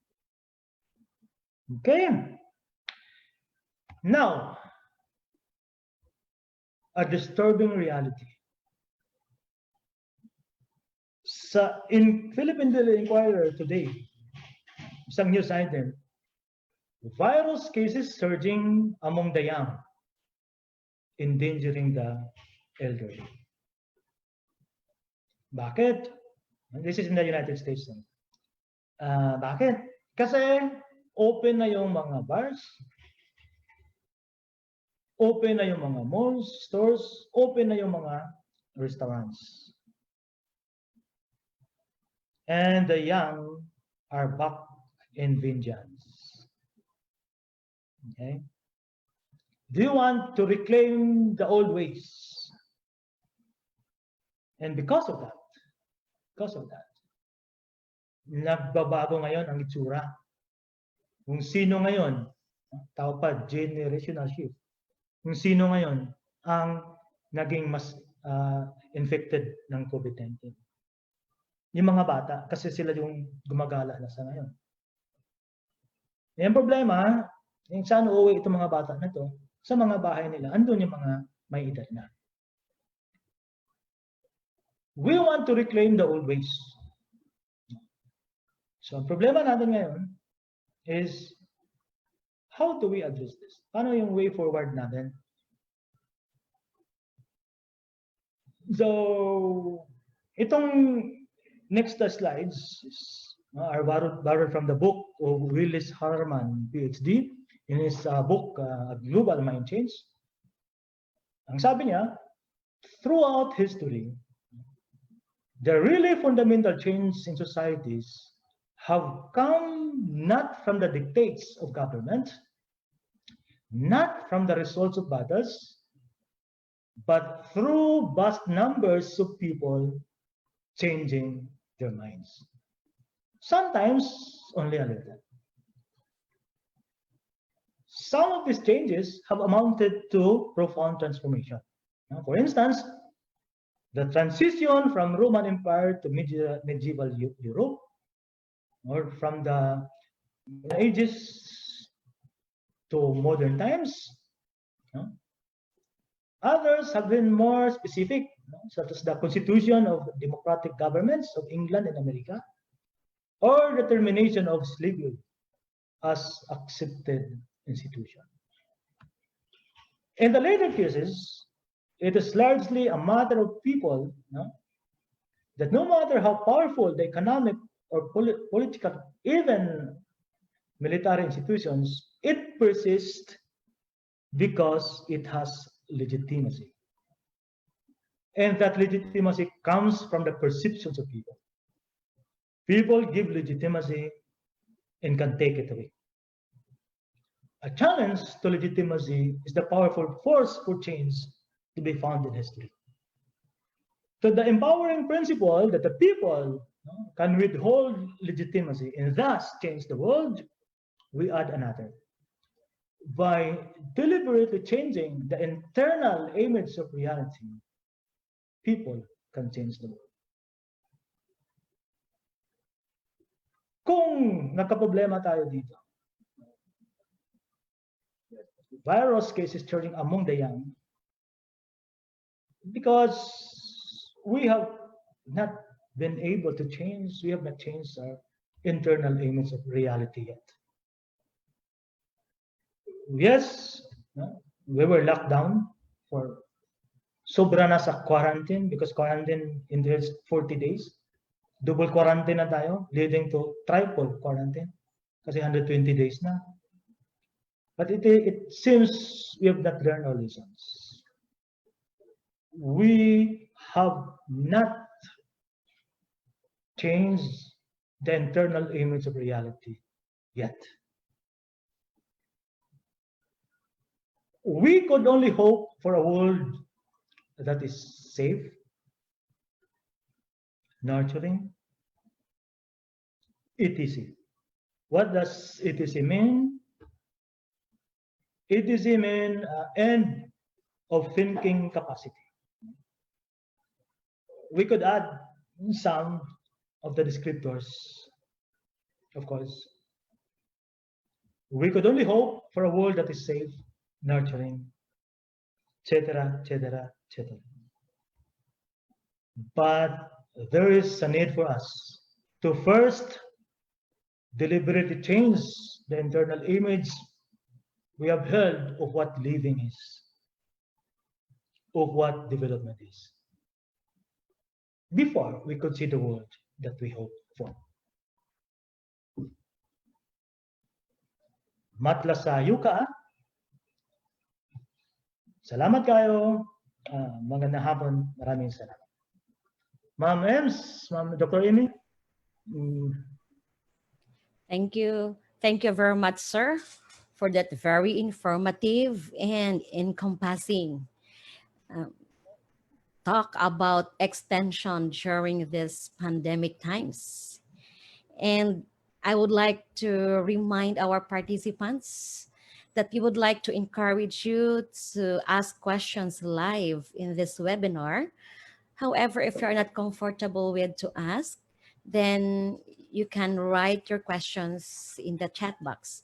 Although as of the moment, we have a number of questions already. And I would like to remind for those who would like to ask live, okay, or those who would like to ask questions, use the raise your hand button or option if you want to speak, and wait to be recognized before you turn on your microphone.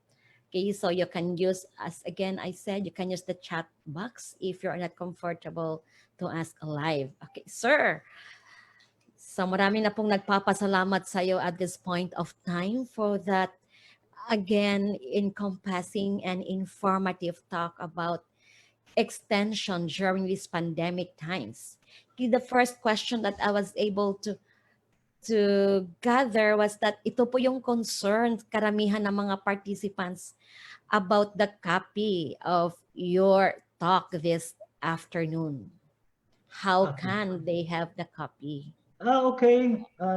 Libre naman po yun. Kailangan lang ng donation. Kung wala ko kayong inahing manok, pwede na ako itlog. Hindi, joke lang. It could be asked, no, galing kay Sir Rod, no? Panganto yun? Okay. Meron na tayong kopya dyan. You could ask from Sir Rod.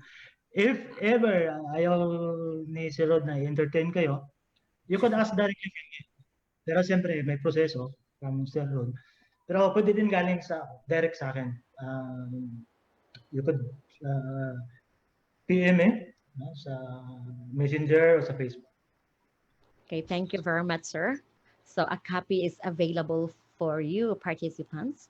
So you can just ask Sir Rod of CHED or maybe from our resource speaker this afternoon. Sir, this is a question from Ma'am Rachel Moralde.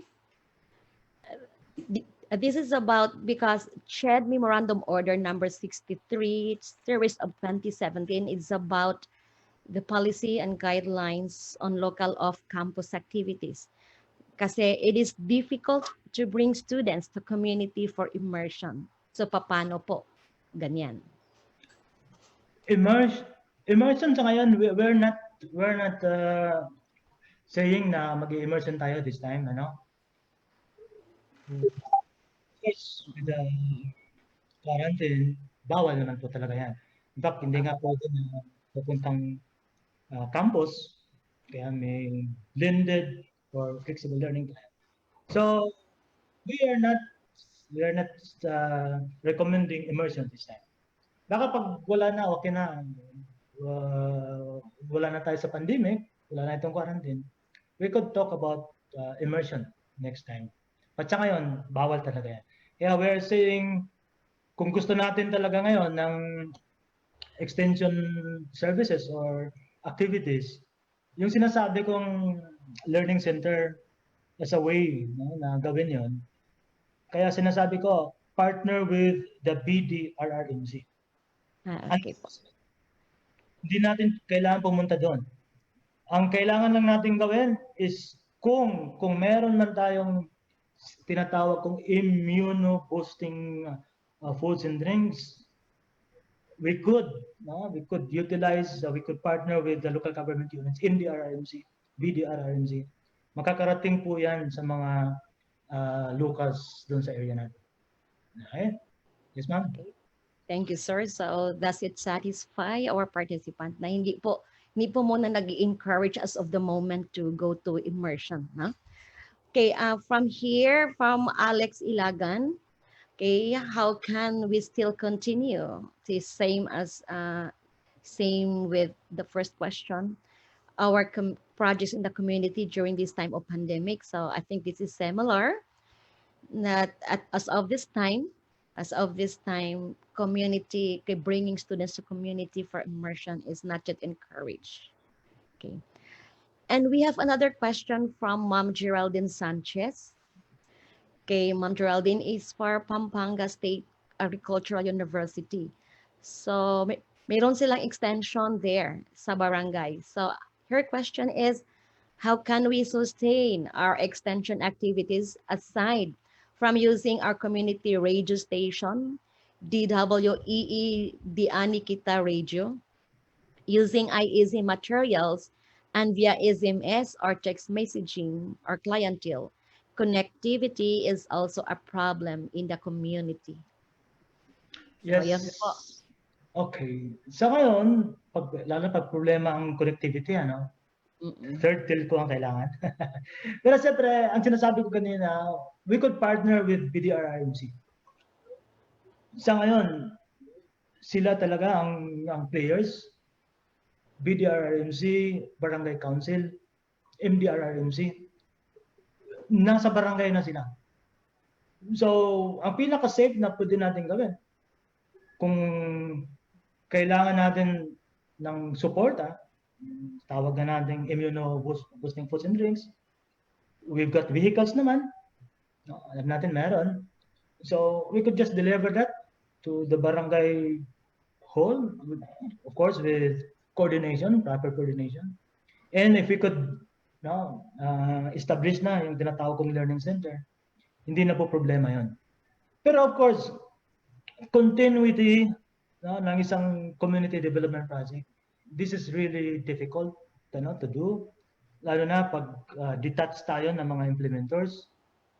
I'm not saying ang mga taga HEIs are detached implementers.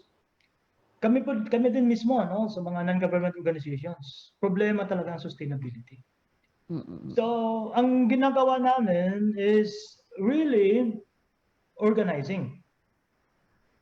ano tong organizing, delikado to na with the anti-terrorism bill, baka delikado tayo dito.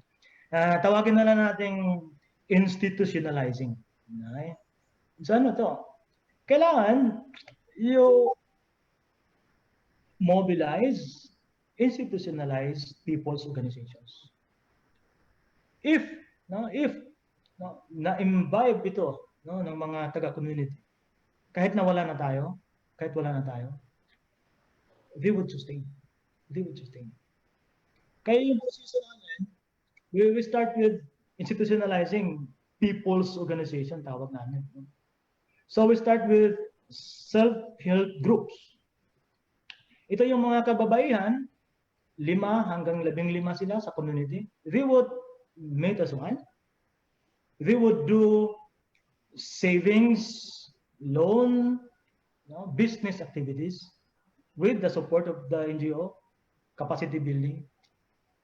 And then these help groups would be organized into cluster level associations. In one barangay, 1 cluster level associations composed of 5 to 7 self-help groups. And then 1 CLA from 1 barangay would coalesce, federate with other CLAs from other barangays to form, tawag namin federation. This approach would mean sustainability. Kaya problema tayo pag dole out. Pag dole out lang ang ating approach, we cannot expect sustainability. Kaya sabi din natin, we could not only train people. Kaya meron na tayong tinatawag na after training support. So ibig sabihin, sustainability is a big thing. It's a romantic goal, but kailangan natin trabahuin yan.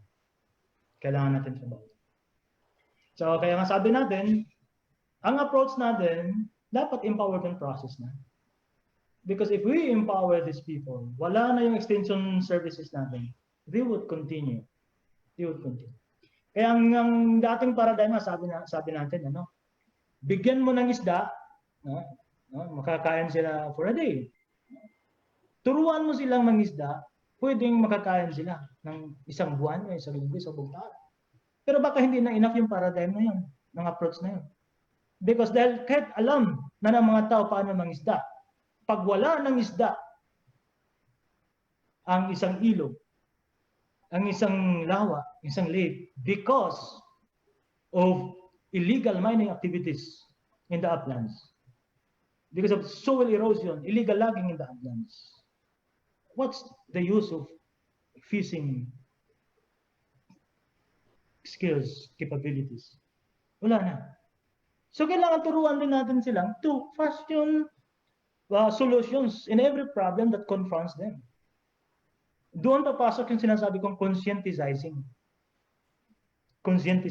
Sila mismo would identify ano yung puwersang playing gods over them at ano yung pwedeng solution sa mga problemang nasa harap nila at sa mga problemang darating.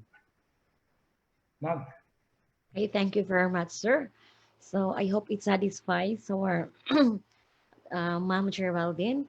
And also our speaker emphasized about the sustainability of extension, and he said dapat may empowerment talaga dun sa mga tao, because it's one way of what we can say that an extension project is sustainable when it has organic people who will roll out, who will continue to do the projects even in our absence. Okay, and for the problem about connectivity, I think sir would like to emphasize that we can have, if we can establish some partners in our community, maybe they could help us for the connectivity in our barangays. And sir, mayroon pa pong follow-up, no? May follow-up pa po si Ma'am Geraldine sa question niya. Sabi niya, medyo challenging po ang conduct ng extension activities, especially kasi sa schools, no? Kasi now in DepEd schools, no, it's very challenging because the priority now of teachers is making modules, and there is transition then under new normal. So can we infuse extension activities in the modules that teachers make, so that pupils or students can do it in their homes? Yes, of course, we could. We could. This is the time to be imaginative. Mm-mm. Right? So long as this it's not illegal, of course, so long as it's not immoral, we could be imaginative in doing things. But of course, ang sinasabi ko is partner with organizations na nasa community na. Yun talaga ang pinakamabisa. Partner with BDRRMC, partner with the Barangay Council, partner with non-government organizations operating in the area. Okay, kaya dahil sa party ko nga, sa party namin, ang mga kasamahan ko nasa field, nasa mga barangays. Ako medyo, nasa Davao kasi ako, hindi ako pwedeng magpaagusan muna dahil may mga activities na nasa Davao. Pero yung mga kasamahan ko nasa field. So ibig sabihin, we could partner with NGOs, non-government organizations, could partner with colleges and universities para lang we could do extension services. Unang-una, sabi nga natin, accreditation driven. Pagdating ng panahon, ay tanong ng accreditors, anong ginawa ninyo panahon ng pandemic? Okay? So, partner with community-based organizations. May mga grupo ng kababaihan, kabataan, kalalakihan, farmers. But of course, sasabihin ko ulit, Barangay Disaster Risk Reduction Council is the most potent organization today. Sabihin nga natin, overstretched na sila. Ang dami na nilang ginawa, ang dami na nilang, but I know, gagawin nila kung ano yung kaya nilang gawin to help us. Okay, thank you, sir. Thank you, sir. So again, ini-emphasize ng ating resource speaker that in extension, partnership is very important because we cannot give everything that they would need. Say for example, ito yung question, no? Follow-up question din ni Ma'am Geraldine na yung mga sa farmers, no, about smartphones and internet. Again, let's go back to partnership, no?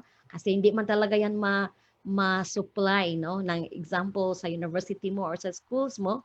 So, yun, ini-emphasize in the extension at ng ating speaker that partnership with the community, maybe the LGU or other agencies that are so concerned with the community could be a very smart avenue for this. And sir, we have a question from Ma'am Jocelyn Diaz. Okay, she said our Indigenous Peoples Learning Center is almost done. Can you give us an idea on how we can maximize the use of our IPLC TYVM? Okay. Ano to, ang question kasi, pag nasa liblib na lugar ito ng indigenous communities. Kasi maybe in connection to your learning centers. Yeah. Yung sinasabi kong pwedeng gamit, no, ng learning centers, pwedeng i-apply natin, no, sa ating IPLC. But of course, dapat natin i-consider yung distance ng learning center neto from the community or barangay center.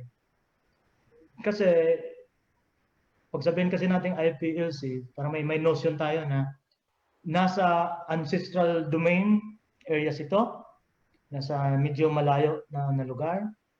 So may problema tayo sa access. Kung we would use that IP Learning Center dun sa mga gamit that I presented a while ago, baka may problema tayo sa distance or access. Kailangan pa rin accessible to, kaya I'm saying, baka pwede ang partner ng university or college is the Department of Education, yung elementary school o high school sa area. Kasi may notion, may understanding na accessible ito.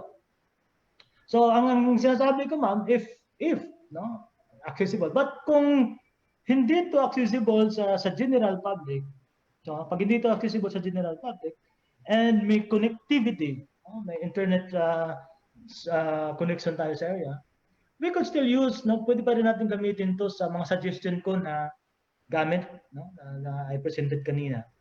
Pero ang target niya are the IP, the LUMADs, the tribo sa area. Hindi na yung general public. Meaning to say, may limitation tayo as to targets. Sabi natin noon, beneficiaries. Pero saka hindi na dapat tawagin beneficiaries. Kasi pag beneficiaries, they would just benefit. Pwede tawagin natin partners. There are partners or enrollees. Ibig sabihin, meron po silang responsibility to sustain the project. Sabi nga natin, ang problema sabi ni ma'am, hindi pwedeng ibinta yung kalabaw. Ibininta ko, pwede naman pala. Sabi ni ma'am, hindi pwede katayin yung baboy. Sinubukan ko, litson, pwede naman pala. So, if, question na nito ng terminology.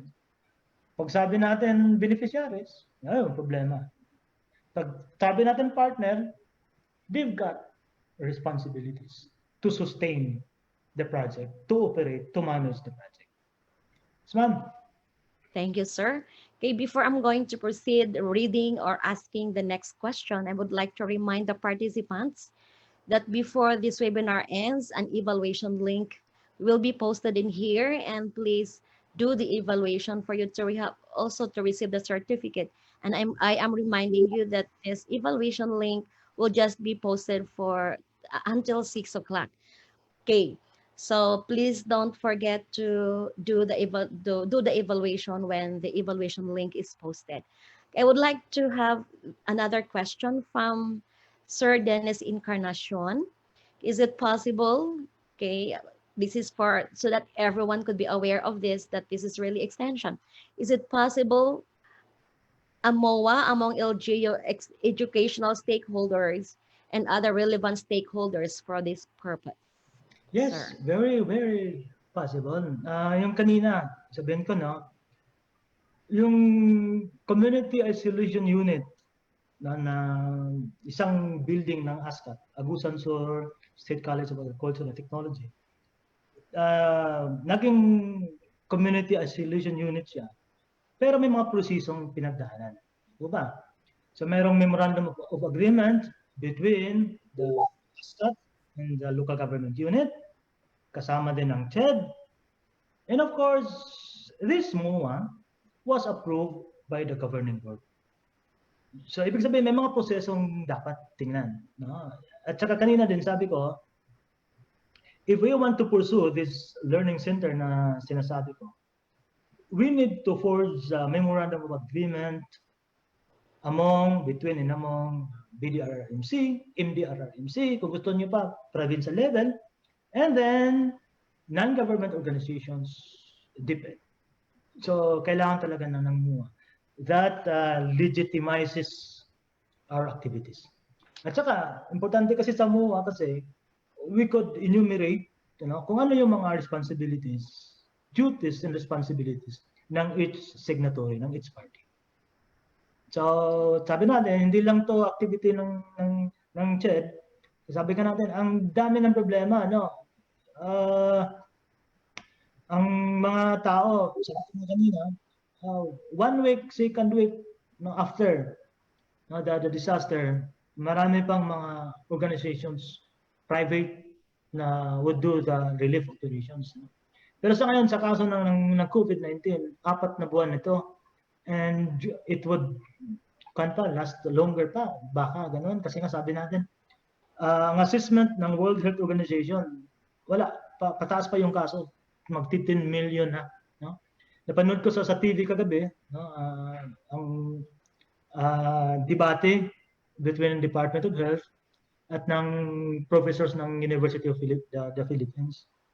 Na sinasabi ngayon ng DOH, yung doubling time is 7 days, so medyo gumanda na yung itsura ng COVID-19 sa Pilipinas, pero sabi ng UP professor sabi, baka hindi ganun ang tingin nila. Malayo pa tayo sa flattened curve, etc., etc. So what I'm saying is, marami pa tayong dapat malaking trabaho pa sa unahan. We could not do it alone. So mas importante, partnership. And that partnership could only be legitimized if we signed memorandum of agreement. Okay, thank you, sir. So that's true enough. In our extension, we always have to seek for the memorandum of agreement so that it could really be an extension, or else it could really just be a one-shot deal. And we know that extension is really a regular engagement with our stakeholders. Okay, this will be siguro the last question na. It's already 4:12. Okay, the last question, sir, is about how can we, from Ma'am Geraldine, how can we access your book that you told us earlier that we can access for free reading? Free reading, free downloading. Okay, just go to if small letters, if DAI, if die.ph. Okay, if die.ph. Merong section of button icon publications. You could download the book. So thank you very much, sir. Thank you very much, participants, for your questions. And thank you, sir, for the generosity to answer all those queries and questions. And now we will proceed to the awarding of the e-certificate of recognition to our resource speaker, Dr. Rex Linao, to be awarded by the Chief Education Program Specialist of CHED Regional Office 11, Dr. Luis D. Perez. Okay, I would like to read a citation. Republic of the Philippines, Office of the President, Commission on Higher Education, Regional Office 11. The certificate of recognition is hereby awarded to Dr. Rex T. Linao for generously sharing his expertise and time as the resource speaker during the conduct of CHED 11 webinar on doing extension services amidst COVID-19 pandemic among the administrators and faculty of higher education institutions in Region 11, held on June 25, 2020 via Zoom and Facebook live streaming, issued this 25th day of June 2020, Davao City, Philippines. Signed, Maricar R. Casquejo. CESO 3. Sir. Yes, thank you. Salamat. So, virtual clappings po sa lahat ng ating mga participants. And once again, sir, we thank you very much. Thank you very much for that. And as of this moment, okay, we will hear a closing remarks again from our Chief Executive Program Specialist, Dr. Luis Perez. Sir, closing remarks.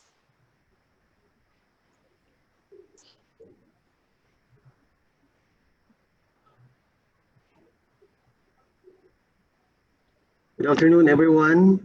In behalf of Dr. Luis Perez, our Chief Education Program Specialist, and of course, in behalf of our Regional Director, Dr. Maricar Casquejo, I would like to express our heartfelt gratitude to our resource person, Dr. Rex T. Linao, for the learning experiences that we have this afternoon, and also to our partner, the University of Southeastern Philippines, through Dr. Randy S. Gamboa and our moderator, Dr. Emmy Cabbanlit.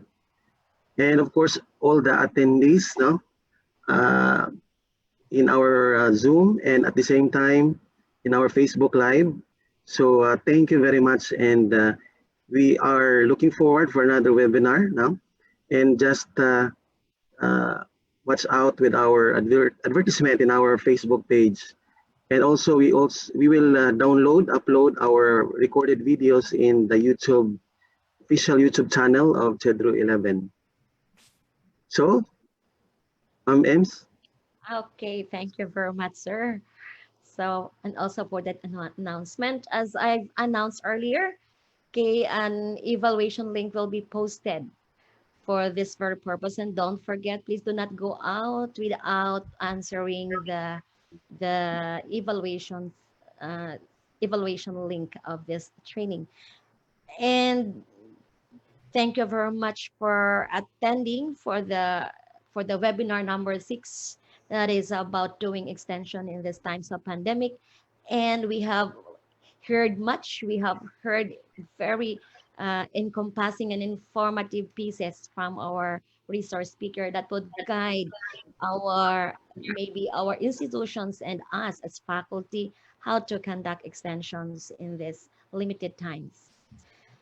So, okay, let's have photo opportunities right now. So, Sir Rod, okay, so ano daw, palabas ang mga video nyo for the photo ops. All right, so we will have 6 gallery pictures. So we will have 6 galleries. Okay. So, ready na lahat? Okay, ready na daw mga participants. Okay, so first gallery, thumbs up please. 1, 2, 3, smile. Okay, next gallery. Thumbs up please. 1, 2, 3, smile. Okay, third gallery. Okay, third gallery. Thumbs up please. 1, 2, 3, smile. Fourth. Okay, thumbs up please. 1, 2, 3, smile. Okay, fifth. Parang wala na mga video ito eh. And the last gallery, wala na mga videos. So thank you, Ma'am Ems. Dahil na po tayo sa photo. Yes, from all the participants, they would like to extend their thanks and gratitude to our speaker and to the CHED Regional Office 11 in coordination, in partnership with USEP for conducting this webinar number 6. Thank you very much, participants, for attending and for the questions, for staying during the whole duration of the webinar. Thank you, and God bless everyone. Have a nice day.